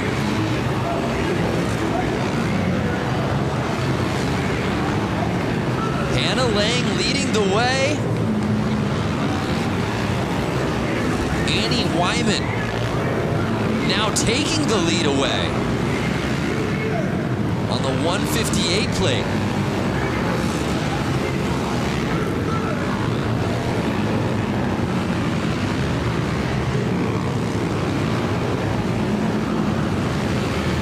And you see the control around the turns and then just gassing on the straightaways. This is what I love about Flat Out Friday. I see dirt bikes and I see street bikes out there. Nobody's scared. Everyone's having fun. Nobody's trying to hurt anyone. Good times on a Friday night. Right.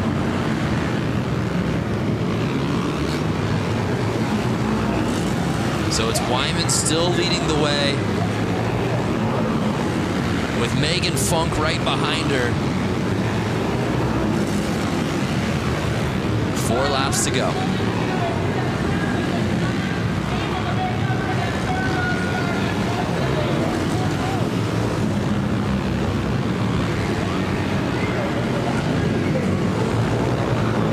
If you were in this, Lance, would you find the spotlight to be distracting? I don't mean that figuratively. I mean literally the spotlight being on the leader. Yeah, I know what you're saying. I think that you're so focused, you're so looking forward at what's going to happen next. Your mind is so in the race. The light, you're probably... Oh, no! She was trying to get that last lap pass. Hannah Lang touching tires with our leader, Wyman, holding on to the top spot. So I think that the spotlight goes unnoticed. I really do. I think your mind's so focused on the race, that's not something you're thinking about. And how about back to what we just saw? Obviously, Wyman did herself some racing there in the women's main, but Lang, who had the lead lap 1, really going for it there at the end, Lance. Hey, just like you said, you ain't first, you're last. Look at that. I say that jokingly because we never want to see anybody crash. Luckily, it looks as if the crash, she's okay.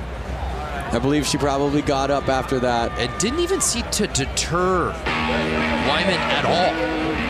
I think she was straight up enough, far enough out of the corner that it wasn't going to affect her. So Annie Wyman taking it in the women's main. Let's head down to Diana, who's with Annie. Annie Wyman, congratulations. You took the lead, smooth race, and someone almost knocked you down right as you're crossing the finish line for the win.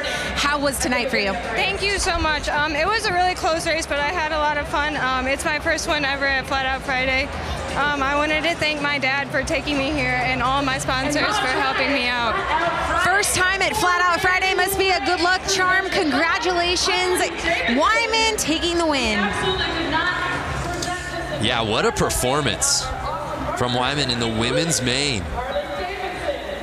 Didn't have the lead early, but was able to climb the ladder, took the top spot by lap number 2, and then there was no looking back. Even got a tire tap there on the final lap. And now it's that category Lance has been waiting for, the scooter main. Let me out there. I wonder if they would have let, I guess a scooter, you probably have to have that section in the bike where your feet can kind of sit on that platform. The scooter main. Do you have a scooter at home? I don't. I have once upon a time. I was actually able to trade my van for it straight up. So a scooter is a light two-wheeled open motor vehicle on which the driver sits over an enclosed engine with legs together and feet resting on the footboard. Look how old that Vespa is. Just a nice vintage Vespa. This is what Flat Out Friday is all about. 8 riders on scooters. And Lance, the reality is almost all of these guys have been out here for other races as well. Just bringing their scooter from home. This is the fun class. Oh, look, they were tied up. This is the fun class. This is the class that I want to be in. Let me out there. Absolutely amazing. Lepsinski leading the way. These are the grocery getters. These are the coffee getters. It's an electric factory in the arena right now. The fans are losing their minds. And they have to race 10 laps on these. They are treated the same way the pros are. That's what's so cool. They don't take this joke class like a joke. They take it serious. They have to do the exact same amount of laps as the women main just did, as all the other mains are doing. So Lepsinski leading the way. Pickett behind him. Schwenker in third. Oh, no! Was that our guy in the Vespa? It was the guy. Oh, no! Carnage! And they're only 4 laps in. That was our leader. So now Lausch.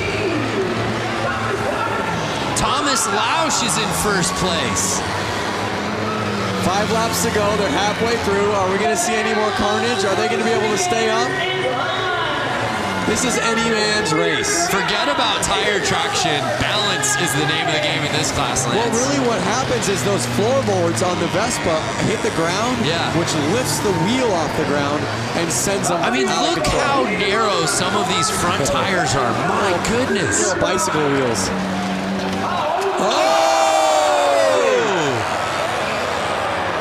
Right back up. A brutal tap. I'm telling you, these guys are laughing. They're all laughing in their helmets right now. And now it's Schwenker. Logan Schwenker leading the way. Will he get past? And he does. Andy Pickett. We've seen 4 lead changes. And the checkered flag comes in. And Andy Pickett on the final lap. The crowd is going wild. Taking the W. There he goes.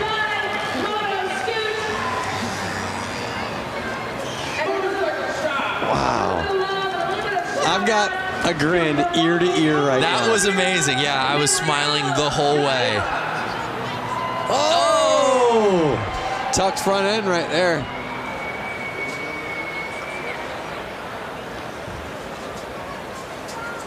Let's see what we have coming up.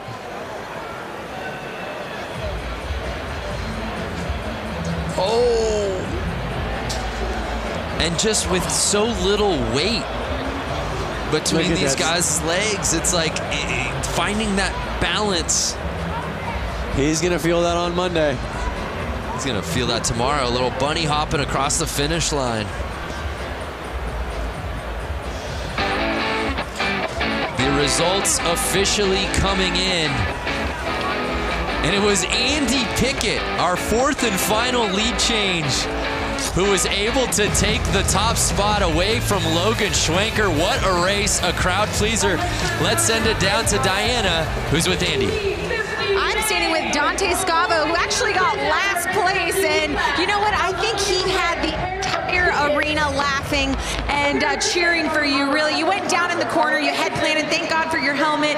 Walk us through tonight's race for you. You know, I just wanted to represent all my buddies at C&L Machining and everyone in the Shitbox Scooter Club, man. You know, our shit really runs.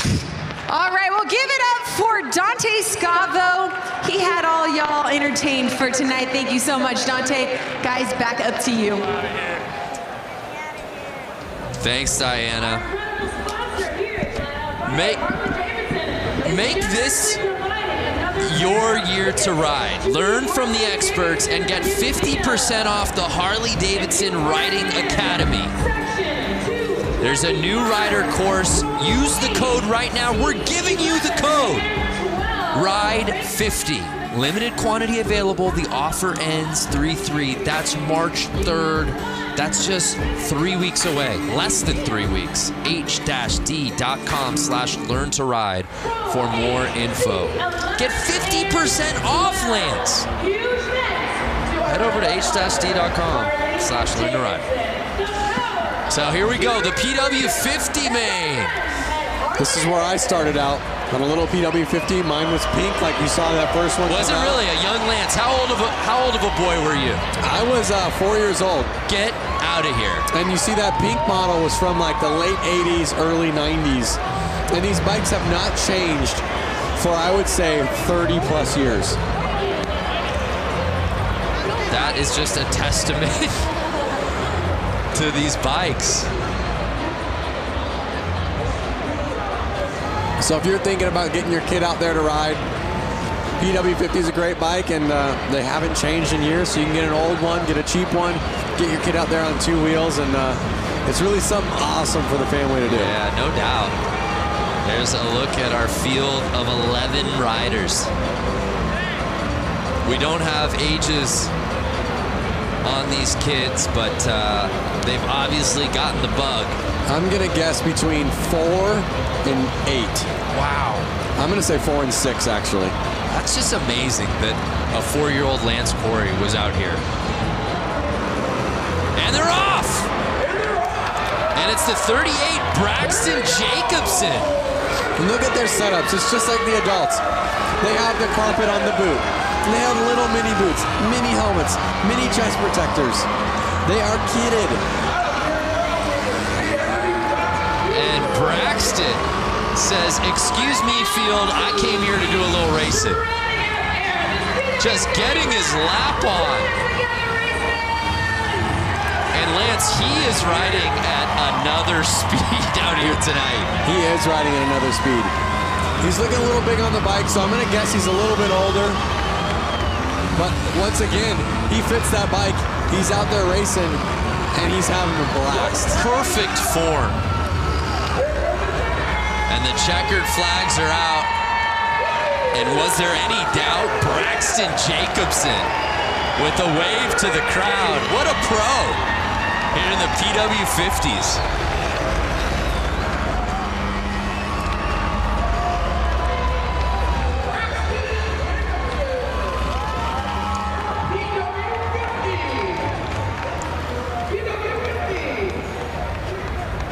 How epic. And he didn't have the inside positioning to start that race. He had to come from middle of the line there to get that hole shot. He had his eyes on the prize. That's a fact. So inspiring to watch this. My daughter's 2, and it definitely gets me excited to get her on a little mini motorcycle like that. You don't have yours from when you were racing at 4, do you? It's got to be in a garage somewhere. I don't have it, and I regret not having the chance to keep it, but I was 4, so if my parents sold it, they probably sold it to get me a bigger bike. But you know what? Let's try something right now. If you're watching this and you bought that bike 20 years ago, get in touch with us. Just comment. At Lance Corey. Yeah. Just say, hey, I got your bike. You don't even have to sell it back. Oh, you're actually looking for the person. Yeah, with I'm looking my for the exact original bike. Okay. Yeah. I like that. Well, it's been a great night of racing so far, and with plenty of action still to come. Let's take a moment now to get to know a very special family of riders in the Harley community in a series we like to call Beyond the Track. My wife, her name is Liz. Our first date was actually a motorcycle ride. From there, we just knew that we both loved 2 wheels. We have 2 sons. One's name is Charlie, and the younger one is Oliver. Immediately, those guys both loved motorcycles. Whoa, big wheelie. And they would see Dad riding down the road, or Mom on her Harley riding down the road. It just keeps us energized and excited as a family to get out and just be on two wheels together. It was just in their blood immediately. Eventually, we bought the little Harley-Davidson Power Wheels. Had a blast on those, doing donuts and all that sort of thing. From there, it just took off. Flat Out Friday is a non-stop, action-packed show for kids and adults of all ages. So this year, I'm going to be racing in the amateur 450 class. And then the boys are going to be racing as well. Now I get to be part of a pit crew, seeing as how my 4-year-old is racing his little PW50 this year for the first time. As a dad, seeing the kids out there and my wife getting out on her dirt bike, it brings me so much joy. Like, I'm just lucky that, you know, the boys got into it. I found a beautiful wife who loves it too. That is amazing, and that's what makes motorcycle racing and Flat Out Friday a truly family affair. You know, it's fitting, being in Harley-Davidson country, that Diana is joined by our next guest. Diana, who do you got for us? I'm standing here with some Harley-Davidson royalty. Bill Davidson, the great-grandson of William A. Davidson. It's an absolute honor to be standing here with you, especially here with the Flat Out Friday, the Mama Tried weekend. Thank you so much for coming. How has your week with Brewtown Throwdown been going so far? It has been outstanding. It's so exciting to be here tonight at Flat Out Friday. All the riders here, all the enthusiasts here, the excitement, you can hear it, you can see it. It's awesome. That's right. Well, you know what? We started our week off at Brewtown Throwdown. Then we head over to the museum, go to the restaurant, all that good stuff. You are the vice president of the Harley-Davidson Museum. If someone has never been there, what can they expect when they go there? Well, the Harley-Davidson Museum is like a treasure chest. It's over 115 years of Harley-Davidson. So you can just imagine the motorcycles, the memorabilia. We've got special products like Elvis Presley's Sportster. We've got a double-engine knucklehead called King Kong. Peter Fonda's Easy Rider motorcycle. It's an amazing place to come and visit and experience what Harley-Davidson has created over this 115-year time span. It's outstanding. It really is outstanding. I hung out at the museum during the 115th anniversary. I was busy nonetheless. I didn't even have to leave the museum because if I wanted lunch or dinner, I could just head over to Motor. There's so much more to do at the museum than see the museum. Absolutely. There's a great restaurant called Motor. There's a bar called the Can Room. We've got so many events that take place. We do bike nights there. And this summer, starting June 15th, we have a special exhibit that's called the Daredevil exhibit, which is going to be unbelievable. Some of the things that we're bringing in, like Evel Knievel's XR750. We have a motorcycle that's rocket-powered with helicopter blades, and it was designed to jump Niagara Falls. It's so amazing. If you guys haven't been to the museum, I mean, they go above and beyond there, and you guys won't want to miss the Daredevil exhibit. It's going to be coming around June 15th. June 15th. And you guys can't miss it. And is there anything else that when people are watching, what do they need to know about the Daredevil in the Harley-Davidson Museum? Well, you can't miss it. It's going to be spectacular. Some of the things we're gathering up actually from around the world, representing daredevils through the years, whether it's been on horses or bicycles or motorcycles or cars. It's going to be at the Harley-Davidson Museum this summer. Well, do not miss it. June 15th, Daredevil. Bill Davidson, such an honor to be standing next to you, and thank you so much for all of your family's history and lineage. Thank you. Brando, Lance, I'm going to send it back up to you guys. I bet you're jealous right now. We are peanut butter and jealous is what we are. And the Harley-Davidson Museum is worth the trip to Milwaukee alone. Whether you own a Harley-Davidson, whether you rode motorcycles or not, it is an institution. We love going there. I love the Harley-Davidson Museum. I love the food that they have there. I love the memorabilia that you can buy. Well, tonight's broadcast is brought to you by the all-new electric Livewire. Plug into a new kind of thrill. Discover more at h-d.com/livewire. And by Eagle Rider Rentals and Tours. With more than 150 locations in the United States, rent your dream bike for a road trip across town or across the country. Eagle Rider's the official U.S. provider of rentals and tours for Harley-Davidson Motor Company. Visit eaglerider.com to learn more. Well, the show moves on here at Flat Out Friday as we move on to our next class. It's time for the women's hooligan main race. Let's head back down to Johnny for a little report from the course. Johnny, how you been, man? You know, just down here watching the action. You know, we got a full class of women hooligan bikes this afternoon. And to me, you know, if you look at these women, there's not many over 5'10". I'm 6 foot, and these things are 500-pound motorcycles. And even me riding them around on the street, I get, you know, intimidated. So these girls are jumping out here, and they're going to put on a show. You know, the racing's going to be really good. Throwing these bikes around like, you know, like they're mini bikes and make some good passes. I'm excited for this. Yeah, we are too. Well said. What a sharp lineup of motorcycles, Lance. Yeah, I'm looking at the start list right now and looking at the women out there. I see a name that's familiar, Kaylin Thorian. She is a professional skier. Right. Who loves to ride Harley-Davidsons. Clearly. The bike she's on is not even her bike. She flew here, asked to borrow one of the hooligan racers' bikes, so she's out on there on someone else's bike. She loves racing so much, she loves motorcycles so much that she found herself out here sans bike and just said, I'll figure it out. Yep, and she's right there, the number 46. You could see her about five women in.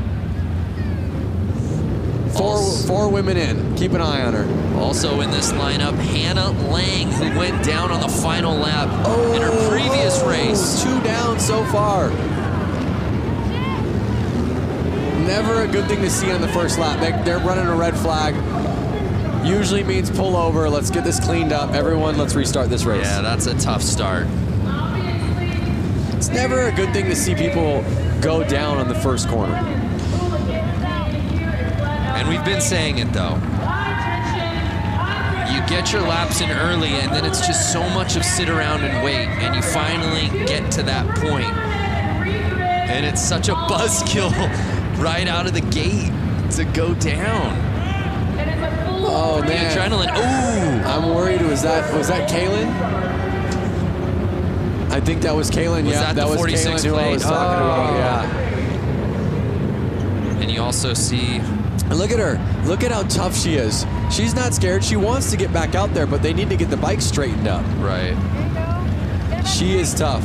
Kaylin Thorian, and she's trying to get back out there. Looks like she's going back out. Awesome. Love to see that. What did I tell you? Keep an eye on her. Again, what a story. Traveling out here to Milwaukee without a bike. She just crashed somebody else's bike. Just crashed somebody else's bike who might be racing later tonight. We don't know. That's one of the Suicide Machine Co. bikes. I'm not sure if they made it in the main or not. But you got to be a pretty nice person to, you know, let somebody go out there and race your bike. Again, they're just doing this for fun. Nothing serious. They literally are like, oh, you want to race my bike? Yeah, go race it. And then she just kind of comes like, sorry. I'm sure they're going to go up to her and go, wow, we're so stoked you got back out there. Look at her. Something's up with her shoulder, but she's back out there. Everyone's kind of cheering her on. She's ready to go. Her adrenaline is just pumping. You know she's gonna be sore. So we'll set it off. Take 2. And really, that underscores the fact that Hannah Lang, much like her previous race, got off to a fantastic start, and she does just that again, grabbing hole shot.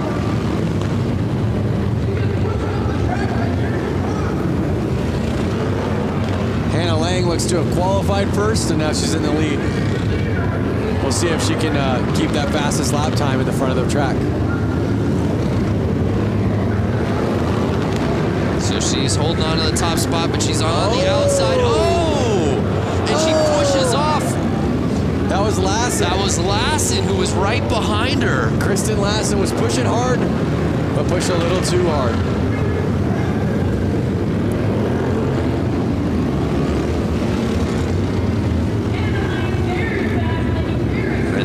starting to see Lang lap. Orloff sitting behind her. But I don't know. It's still early, Lance. Who's going to catch Hannah Lang?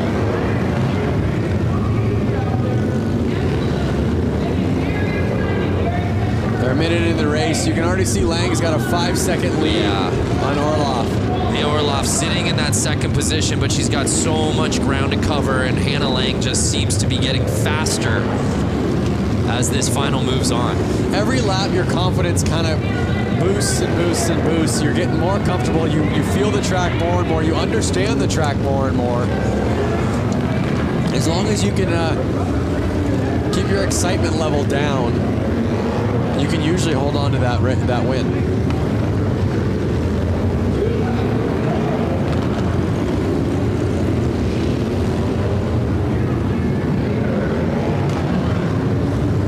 Laps to go. Hannah Lang, can she go the distance and win this thing from start to finish? And she does just that. The unofficial results dropping.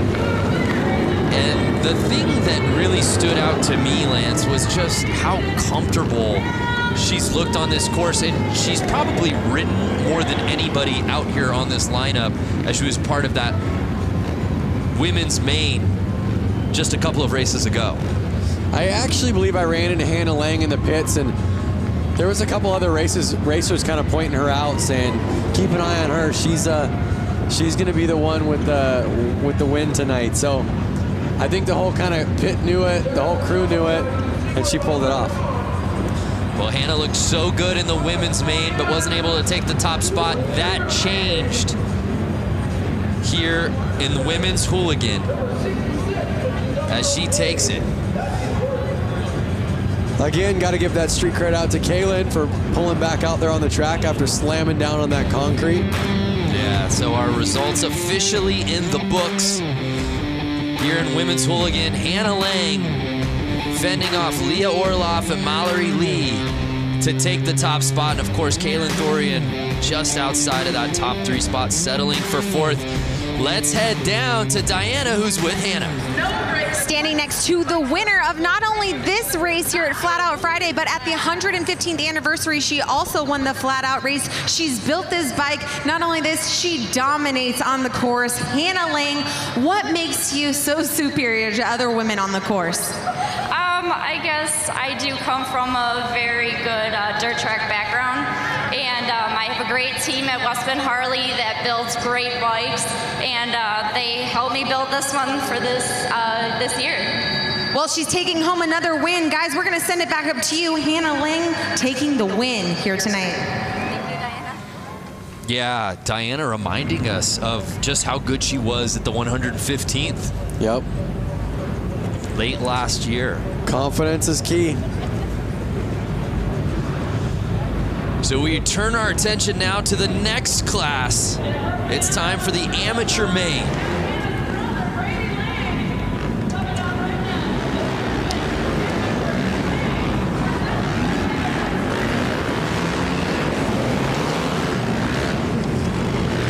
So the open amateur main featuring 12 riders.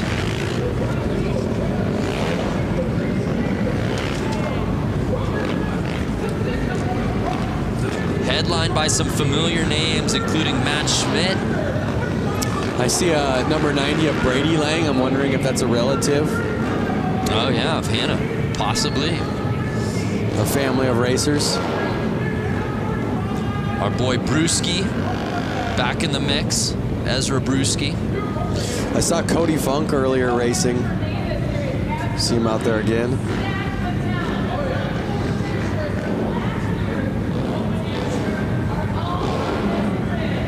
Our lineup set for the Open AMs.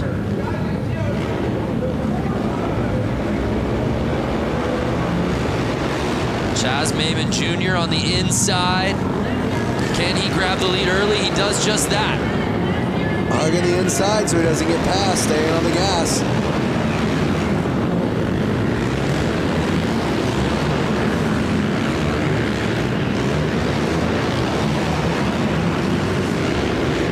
tires are up right now. 10 laps to go, and these guys are on the gas.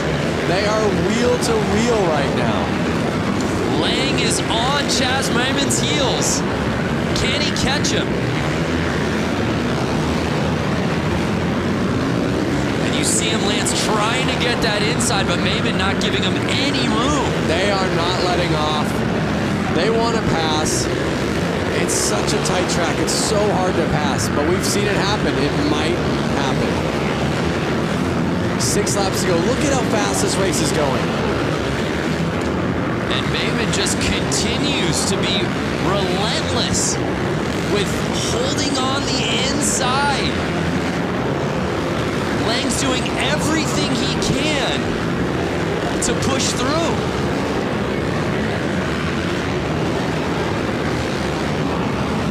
Now, when you're sitting in that second spot, as Lang is, you know the strategy. I've got to get to the inside. I got to get to the inside, and you're not getting it. At what point do you just figure out, I got to make this pass one way or another? Did he make the pass?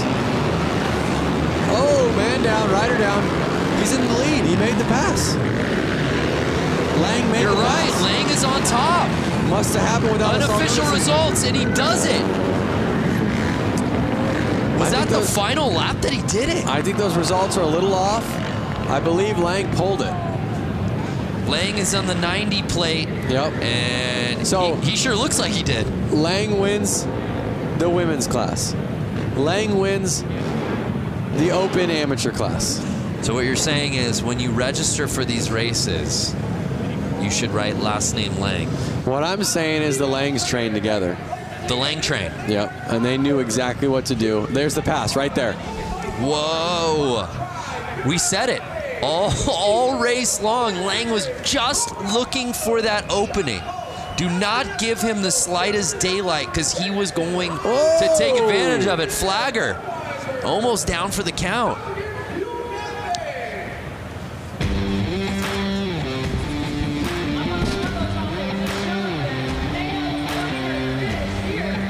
So it appeared that Brady Lang, when it mattered most on the final lap, was able to make his pass to the inside.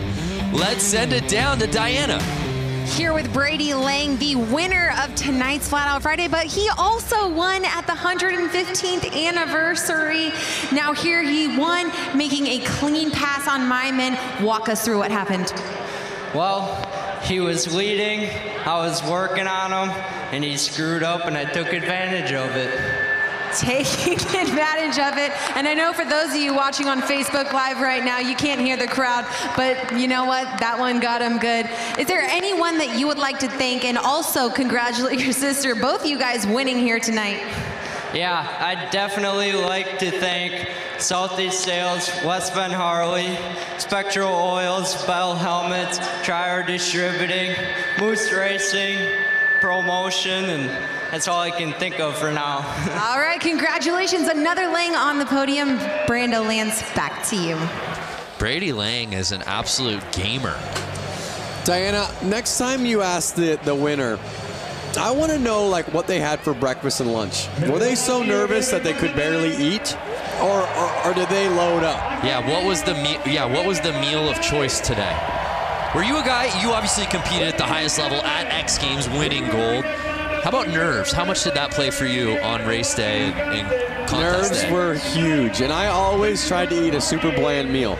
I would eat rice, chicken, something that I knew wasn't going to mess my stomach up. I'm sorry, Lance. We'll have to continue this thought in just a second. I'm not quite sure what's happening here. In Milwaukee, hanging out, having a great time. I brought some of my guys with us. We're having a great time watching the riders in the back, watching the races, doing a great thing. We want to thank everybody for coming out tonight. Let you know we got a big show coming up at Turner Hall in September. We got a couple other big shows coming up. We hope to see you guys if you're in town. I want everyone tonight, have a drink, have a good time, get a little rowdy, get a little crazy. It's become rogue down here on the course. Diana, what's going on down there? You know what? I have a little bit of wrestling experience, and this to me looks like a showdown. Oh my goodness. You're so lucky, Brandon, that you're not down here because I feel like they would break you up into little pieces. Oh, wow. They would just chew you up. Tell me how you really feel. Jeez. Oh, no. They're not going to. Diana, they're not going to throw him on this table, are they? No. Whoa. Thank you, Milwaukee. Lance. The man has a family, Lance. What did they put in their Wheaties this morning, guys? That's what I want to know. They just threw that man on a table and broke the table. Was that Vance or Lance? Hey now, hey that was now. Lance's alter ego, Vance. You know, that's got me thinking, Diana, Lance. Obviously, these wrestler takeover. What would be your wrestling name? Diana, what would, if you're wrestling, what would be your nickname? You know what? I honestly can't even answer that because I don't know. Why don't you give me a name, Brandon, right now? Give me a name. Diana. What rolls off the tongue with Diana? Dirty Diana. Okay, you said it. If you could say it, I could. That would be your walk-in music. Yes. Michael Jackson, Dirty Diana, right? I would even do the little hip thrust, you know, like little pop that he does. Woo! Ow! Lance is quiet. Look, you can't even get a word out. He's just. I was the one that went. Oh, okay, you mean Lancelot? Lancelot. That would be. And he would be like a knight theme, like sort of a middle-aged theme, Middle Ages. Exactly what I was just gonna say. He would come out to the Lancelot music, have a sword. Girls would love him. Diane, how's it going over there? Diane, is that you? Vance and Diane, the alter egos have come out. Oh my gosh. Hey, it's time for some racing. Who's ready for Boonie Man? Boonie, the best race of the night. Boonie Mains. Lance, you love this one. Talk to us about Boonie Main. Boonie Main, basically, they got to be on a pull start bike. It's got to have no suspension. I guess they probably get a rear brake on those things. It's kind of something that you would pull out of your shed with your lawnmower motor in it. It does sound like a lot of lawnmowers.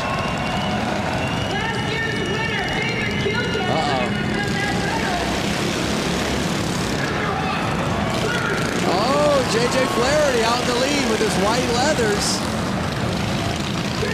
JJ Flaherty's a local out here. He is. He didn't make the main for the hooligan class, which I'm sure he's bummed about, but that's why he brought this bike out, because he wanted more laps and he wanted more racing. JJ Flaherty, an absolute fan favorite. I was walking the concourse earlier this evening, and kids were beyond stoked to meet him and get his autograph out here tonight. A lot of JJ fans here at Panther Arena. You see David Kilkenny right behind him. I've seen both of these bikes racing right at the peak for the last 4 or 5 years here. Can Kilkenny catch him? It looks like he was making the pass, but Flaherty, I think he did, Lance. I think this win, both Kilkenny. Notice the lines they're taking. That is what's making who's going to pass. They're going outside in, passing the guy in jeans. One of the guys just needs to take the other one out. Just clean, take him out, push him over. This is the battle we've been waiting for. Kilkenny. Over the jump, the only time I've seen it used. Kilkenny versus Flaherty in the Boonie Main. Can Flaherty get the lead back? Take him out, Flaherty. Take him out. I wish I had an earpiece right now into Flaherty's ear. Take him out. Take him out. Sweep the leg, JJ. And Kilkenny will just not let up. Final lap time. Can Flaherty regain the lead? I don't think so. Take him out. Go, go.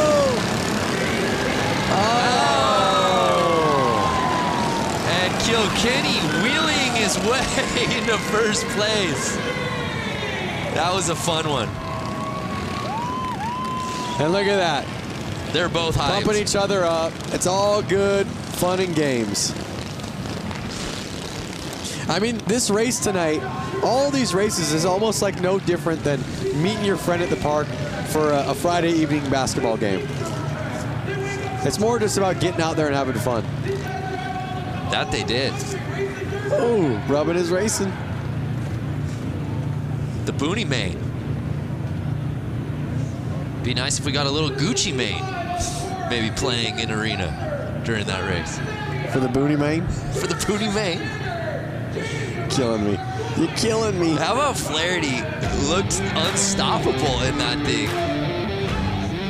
But it was David Kilkenny who grabbed that lead and wouldn't let go.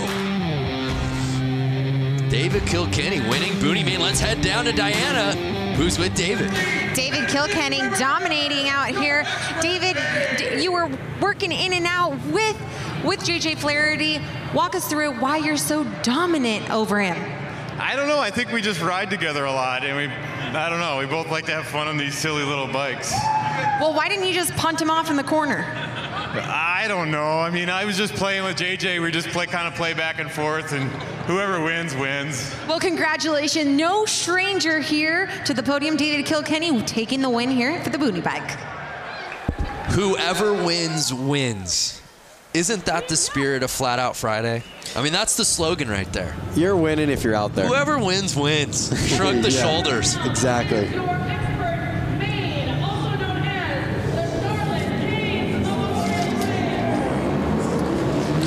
Now we're getting into the big dogs, Lance. Expert Maine. That means we've got to bring in our pro, Johnny. Break down this category for us, these riders, these bikes. So, you know, these guys are on 450s. They're used to racing on bigger tracks. You know, the spectators are about the same, so the nerves aren't so much.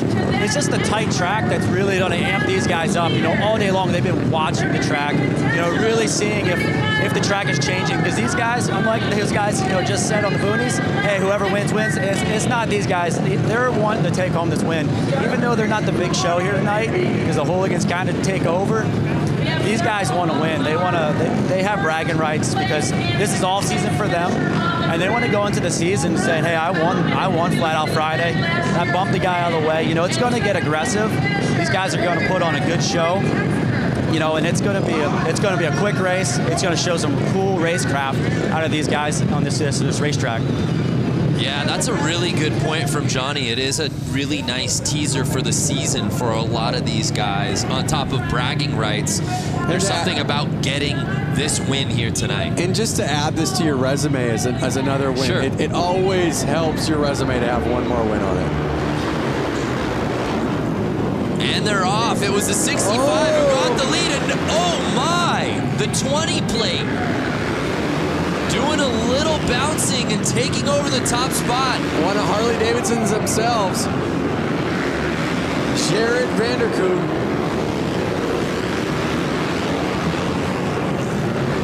You see him.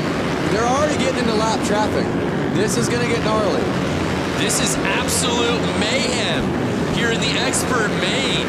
These bikes are never standing up at a 45 degree to the ground. They are actually at a 90 degree to the ground. They're at a 45 the whole time. I know you can't see it because there's not a camera. Lance literally pulled out a protractor out of his pocket and started putting the degrees to make sure he said it right. They are never getting above. They're staying at a 45 degree. They're never getting even to a 90 degree to the ground. So Vanderkoy in first place. Oh, a little tap. Like, get out of my way. As he's making the this. laps. Bronson Bowman behind him. Corey Texter sitting in third. And I don't know if Johnny's mic is open. Johnny, can you hear us down there? Hear you loud and clear, man. Yeah, talk to us so far. We're early in this race, man, but the level of racing. Loud for me. I can't hear you guys. Oh, man. I really want to hear from Johnny on what's happening right now. That's how loud it is down there. Yeah. They are on the gas. Oh, he's down. He's down. And Vanderkoy going down, our current leader. No. which creates an opening for Bowman. 22 laps left, though. Still plenty of time. The longest race we've seen tonight, but this may go by the quickest because of how fast they are going.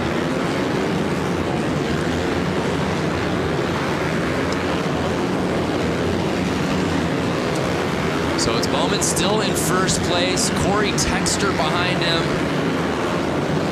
And you know who I don't see any side of, at least at the top, is the 69 plate, Sammy Halpert. Notice how fast these guys are changing positions right now.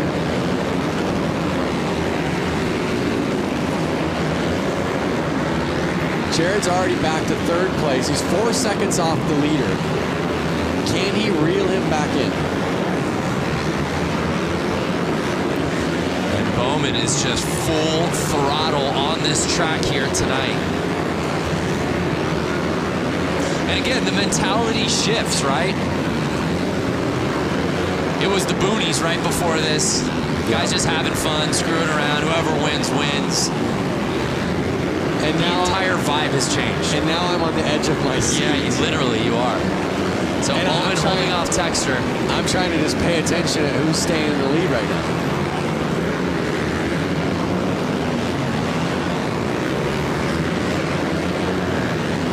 So Texter just over a second off. It's really a two-man race. Final 9 laps to go right now. Spotlight is staying on Bowman.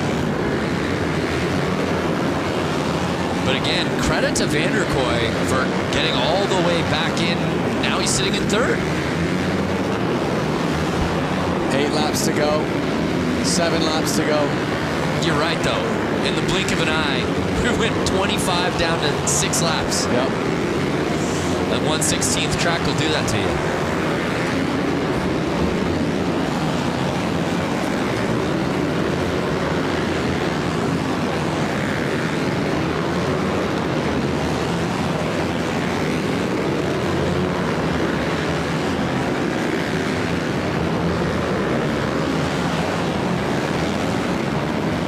So wait a second.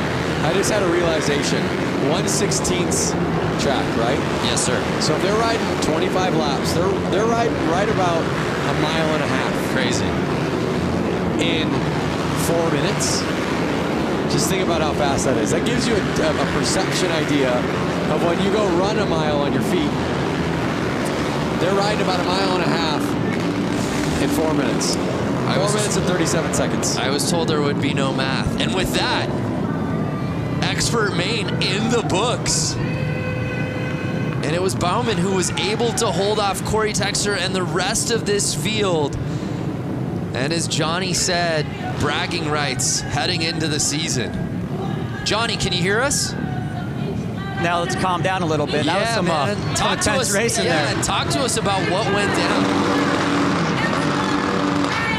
Sorry, I lost it there. Now I can hear you again. Yeah, Johnny, just your analysis of that race. As you said, early season bragging rights on the line. Yeah, you know, it was definitely a bar bagging. You know, Vanderkoy just lost it there, spun out, leading the race, and then, you know, with Texter catching him, I don't know if you guys really caught on to that, but it came down close. I think, you know, if they would have had a little bit more laps, you know, that happened really fast. Our races are a little longer time, not laps, but time. Right. You know, these guys had enough energy to keep going, but it was, you know, just ran out of time. But that was a good race. You know, you have to put up to these guys. Like, you know, they fall, but they were doing 7 seconds around this track. I don't know if you guys realize that, but it was 7 seconds of lap time with these guys. So they're traveling a lot of distance pretty quick in this little arena. The results are in, and it was Bronson taking the top spot. Jared Vanderkoy was leading early, but unfortunately going down. Still a top 3 finish, but wasn't able to win the thing outright. Let's head down to Diana, who's with our winner. Your 2-time winner, Bronson Bowman. Congratulations, capitalizing off of Vanderkoy's mistake and brought home the win. Yeah, definitely. I hate to see my best friend go down like that while leading the race. I would have been pumped with the 1 and 2, but you know, luck has it. Last year I crashed during the main event and picked it back up and got the win. So to get the win again here tonight, 2 years in a row is awesome. Well, keeping it rubber side down with a clean line brings you on the win. Congratulations, second win in a row for Flat Out Friday, Bronson Bauman.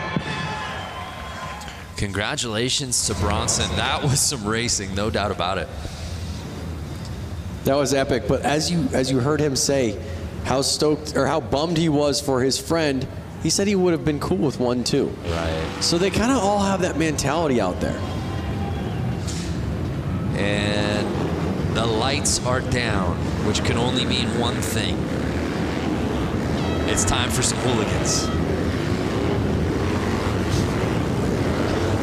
Is it the hooligans already?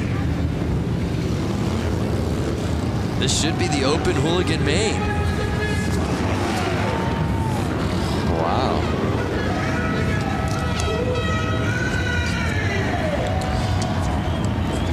The night is going by so fast. Crazy. I'm like, we're already to the hooligan main? Really the foundation of Flat Out Friday. The spirit of this night of racing is really headlined by this class, Lance. A group of guys that really got this going from Southern California that made it kind of known in the social media world and showed the fun about it and showed that you don't need to take it too seriously. You can have fun. You can build these bikes in your garage. You can work all week. You can go out with your buddies and you can go race. And it's really caught on nationwide and I'm sure worldwide. And it's just so cool to see this class have 100 people sign up for it today. Unreal. So a lot of familiar names in this starting list, and they're off.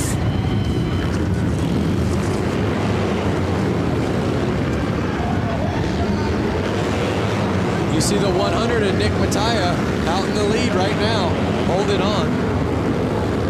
Can he hold it on for the next 11 laps? Heverly right behind Mattia, but right now, Nick is building a sizable lead.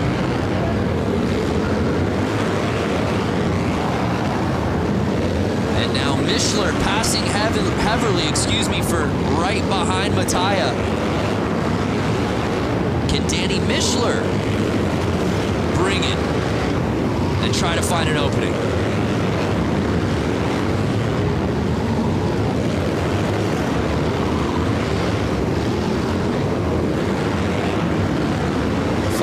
To go over halfway through the race. Nick Mattia just making this thing look effortless. You can see how calm he looks. You can see how smooth he looks. And that's what really you see in most winners. Now Benny Carlson has jumped up into second place. Oh no! Heverly passing Carlson for second. I don't know who's going to be able to touch Nick Mattia for that top spot. As he passes the checkered flag. Nick Mattia getting the whole shot and never looking back.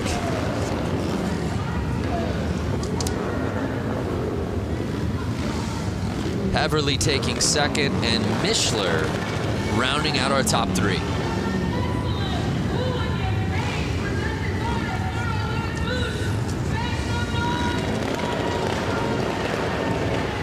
Look at that, rubbing his racing. Yeah, there's a great look on the inside. Oh, look at him riding those cones right there.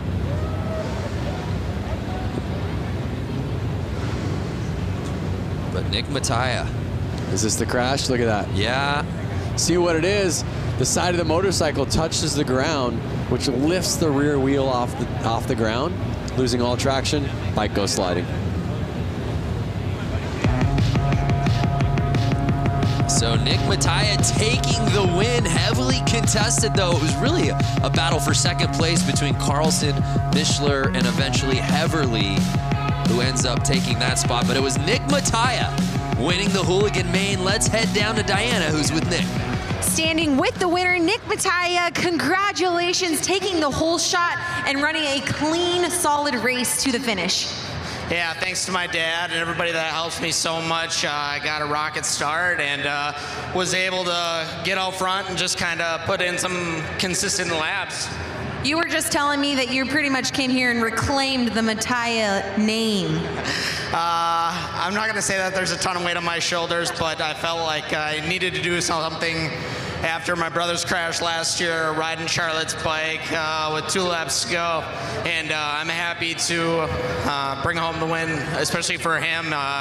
He just had knee constructive surgery, and he couldn't be here today, but this win is for him because I know he wants to be here.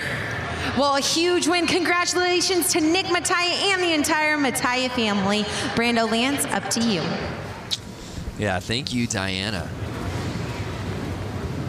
Nick Mattia leaving no doubt about it. We turn our attention now to one of my favorites, the Vintage. The Vintage Main. I'd love to head down to Johnny if he's there. Johnny, I don't know if it's too loud. Can you hear us down there? Sorry, I can't hear you guys. That's okay. We'll come back to you in just a little bit. Actually, as these guys get onto the starting line. How about now, Johnny? Get me a little better. We'll get back to Johnny. I love, you know, as we said before, you go around the tunnel here at the arena and you get to see all the different bikes, and a lot of the guys who are riding in the same classes tend to birds of a feather. They're all kind of hanging together. It's unmistakable when you go by the Vintage bike area. It is unmistakable, and I think if I had a vintage bike, I'd be out there racing it too. I feel like you do have a vintage bike, do you not? I have a 56 Panhead. Now, I would not be racing that. You wouldn't take that out? It's not really, it's a chopper. It's not really a race bike. Okay. These are a little bit more vintagey race bikes. You could tell with the vintage bike, you hear a lot more two-strokes. That was a little thing in the past. I can even smell the two-stroke smell right now. I hope everyone watching it on their screen can smell it. And they're off. The 37 plate getting the whole shot. That's Moldenhauer.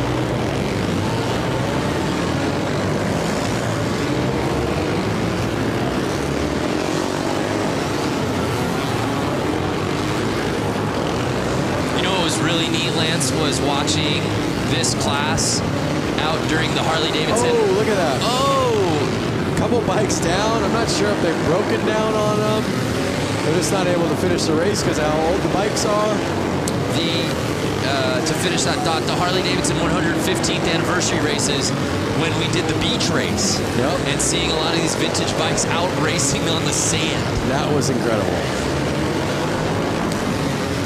So Moldenhauer really just kind of weekend cruising right now to the lead.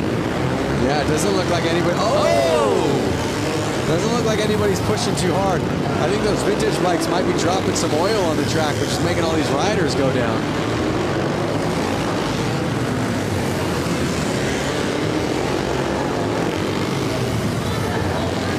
So 4 laps to go. Moldenhauer with an easy lead. Girono behind him. He's kind of right on him. It's not an easy lead. Yeah, Girono making it interesting now. He's catching the 0 plate. He's right there. It's a little confusing because you see the 22 on his back and the 0 on his bike, so it was a minute to figure out who it was, but he held on. Yeah, Moldenhauer, you're right. It was just tough because he had built such a lead. You just felt like he was lapping everyone in the field. Yep. But he's able to hold on, and he gets the win.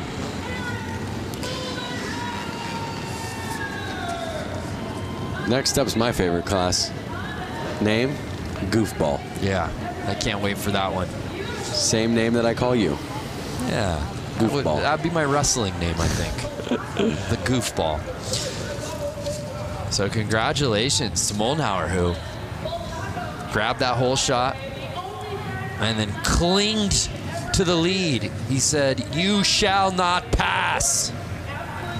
And no one did. It's his race to win.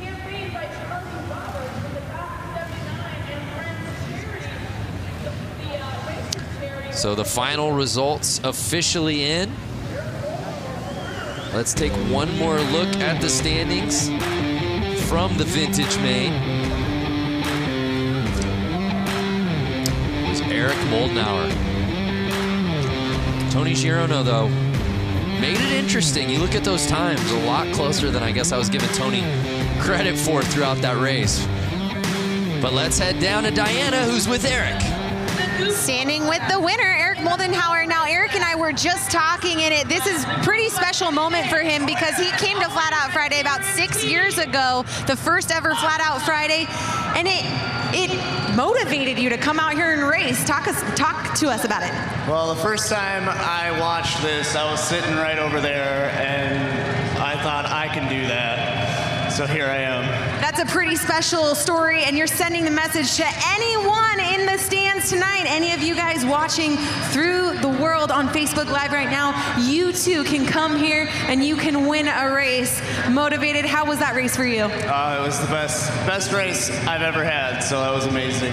All right, well, congratulations taking the win in the vintage class, Eric Moldenhauer. Thank you, Diana. Tonight's broadcast is brought to you by Screamin' Eagle Performance, engineered for specific torque and horsepower gains. Eliminate the guesswork, go to screamin'eagle.com. And by Harley-Davidson Riding Academy. Learn to ride from the experts and build your skills on 2 wheels in just a few days. Look for a class near you at h-d.com/learn to ride. I love the Harley-Davidson Riding Academy. You could literally find this in any city in the country. Oh my goodness. We've got a chicken on the course. When you see it, you know it's time for the Goofball Main. If that bike in particular looks familiar, it should. I believe that's the cop bike that won this class last year. And was a pizza bike at 1 year. Yeah. That team comes out pretty strong every year with a pretty rad build. So for the uninitiated, this is our final class of the evening, the Goofball Main. Costumes on the riders, bikes dressed accordingly. I believe I see a Devo member out there.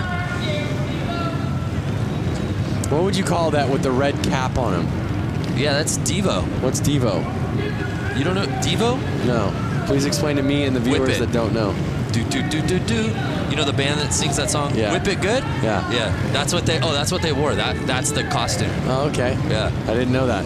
Oh, did you think that was like such a nuanced thing that only I knew? I have no idea. I see a gorilla out there. I see 2 gorillas. Okay, well, yeah, I see, was that it looked like Animal from the Muppets. That guy's like getting like a Elton John Vegas show, and then the farmer on the chicken.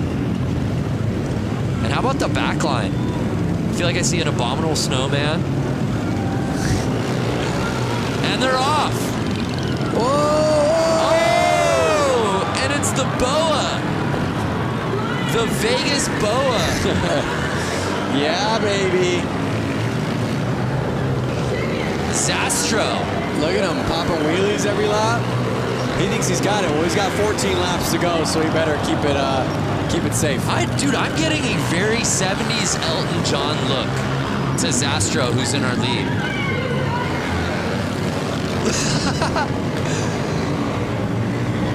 An unmistakable flair from Zastro around this course. Oh, the chicken!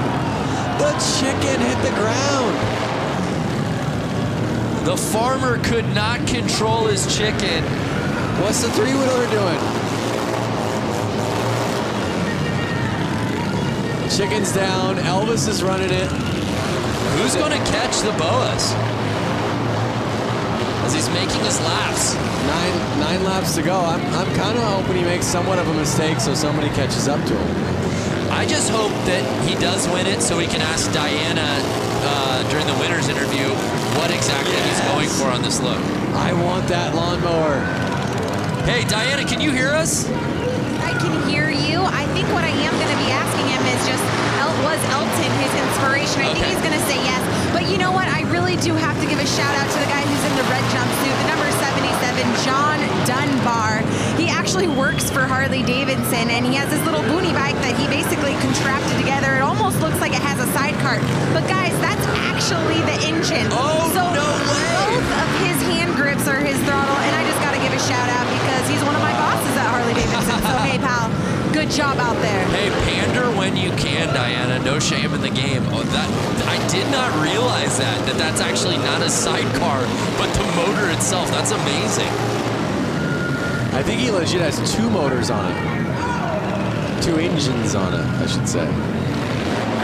Bike's off to the side. Everyone's being goofballs. And I saw 2 the laps checkered to go. hat. Did the checkered come out? The checkered came out. I don't know if there's confusion out on the course. I think they're just trying to get him off the track. Get your goofballs off the track. So Zastro.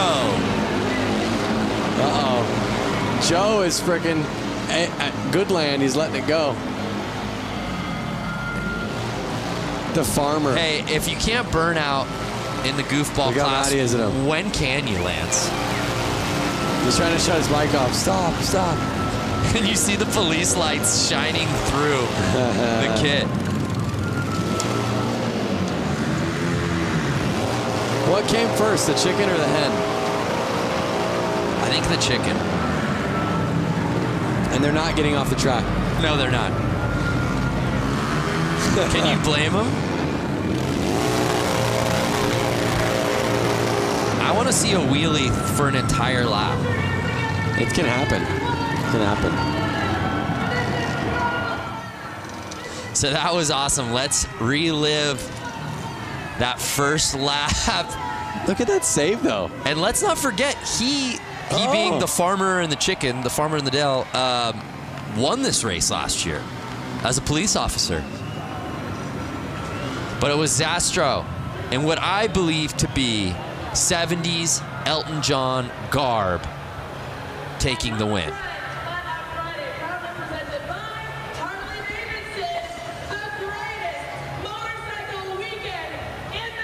And again, you would wonder if the boas, just like tassels on some of the previous drivers, would inhibit the speed. It didn't do it at all. Look at how many guys are trying to stop Farmer from doing burnouts. Well, let's send it down to Diana, who's with our winner.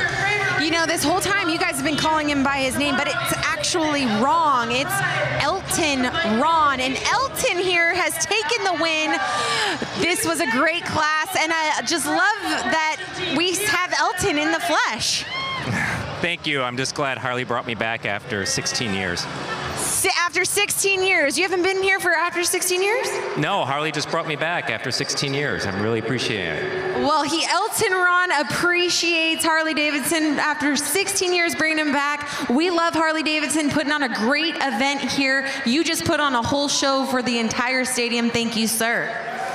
Thank you. I'd like to thank Andy Mock from Motoscoot. He completely did this. I just got back in town. The people that put this on, obviously. And Mike Pence, too. Awesome. Well, congratulations, Elton Ron, taking the win here for the Goofballs. I love it because Ron Zastro got the whole shot, got the lead, and then immediately went wheels up and just wanted to have a good time through that first lap. I just wanted one note from Elton Ron. Just one hit. Just one Rocket Man. Yeah, Rocket Man. What a night out here at Flat Out Friday. I hope you fans watching at home, have you enjoyed it as much as Lance and I have. Let's do a little social recoup if we can. I'd love to see what people were saying that we're watching. Ride with Peaks, 222 in the UK, and I'm hooked. This is amazing. Flat Out Friday.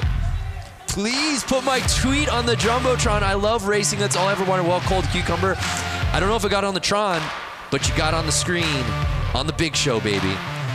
It's madness here in Milwaukee. Yeah, yes it was. It smells like fast bike bulls in here. What a night It's been so much fun, Lance. Hey, let's head down to Johnny for his final thoughts on the night. Johnny, you made your broadcast debut. What'd you think of your first Flat Out Friday on the microphone? Wow, man, that was, I think that was the way to win tonight. The racing all night long was incredible. I don't even know what to call that. I don't know if it was a race or just, you know, it definitely fits the Flat Out Friday motto, you know.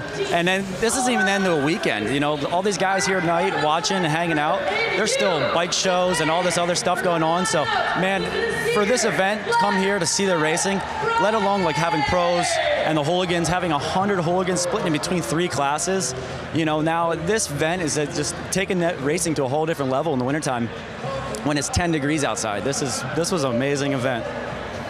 Yeah, it didn't feel like 10 degrees inside. Thank you, Johnny. How about Diana Dahlgren, your final thoughts? What's your takeaway from Flat Out Friday 2019? You know what? Flat Out Friday 2019 was epic. And not only that, the whole week and the weekend continues after this. You know, Lance and I, we got to do this amazing bike build-off. We went head-to-head for Brewtown Throwdown. And you guys, the fans, are going to be able to vote come Sunday. Social channels are going to be lit up with our 2 Harleys that we got to build here in Milwaukee this week. You guys are going to have to vote for Team Super Bob. No Vance, you're not gonna win with Team Quick and Sleazy Easy Cheesy. Okay, guys, great weekend, and of course, having a blast with you and Harley-Davidson. So grateful for everything they've put on through the entire week. Thank you, Diana. Look at that, a shot across the bow to you. Go Quick and Easy. Vote for the red bike. Quick and easy. Let's win, baby.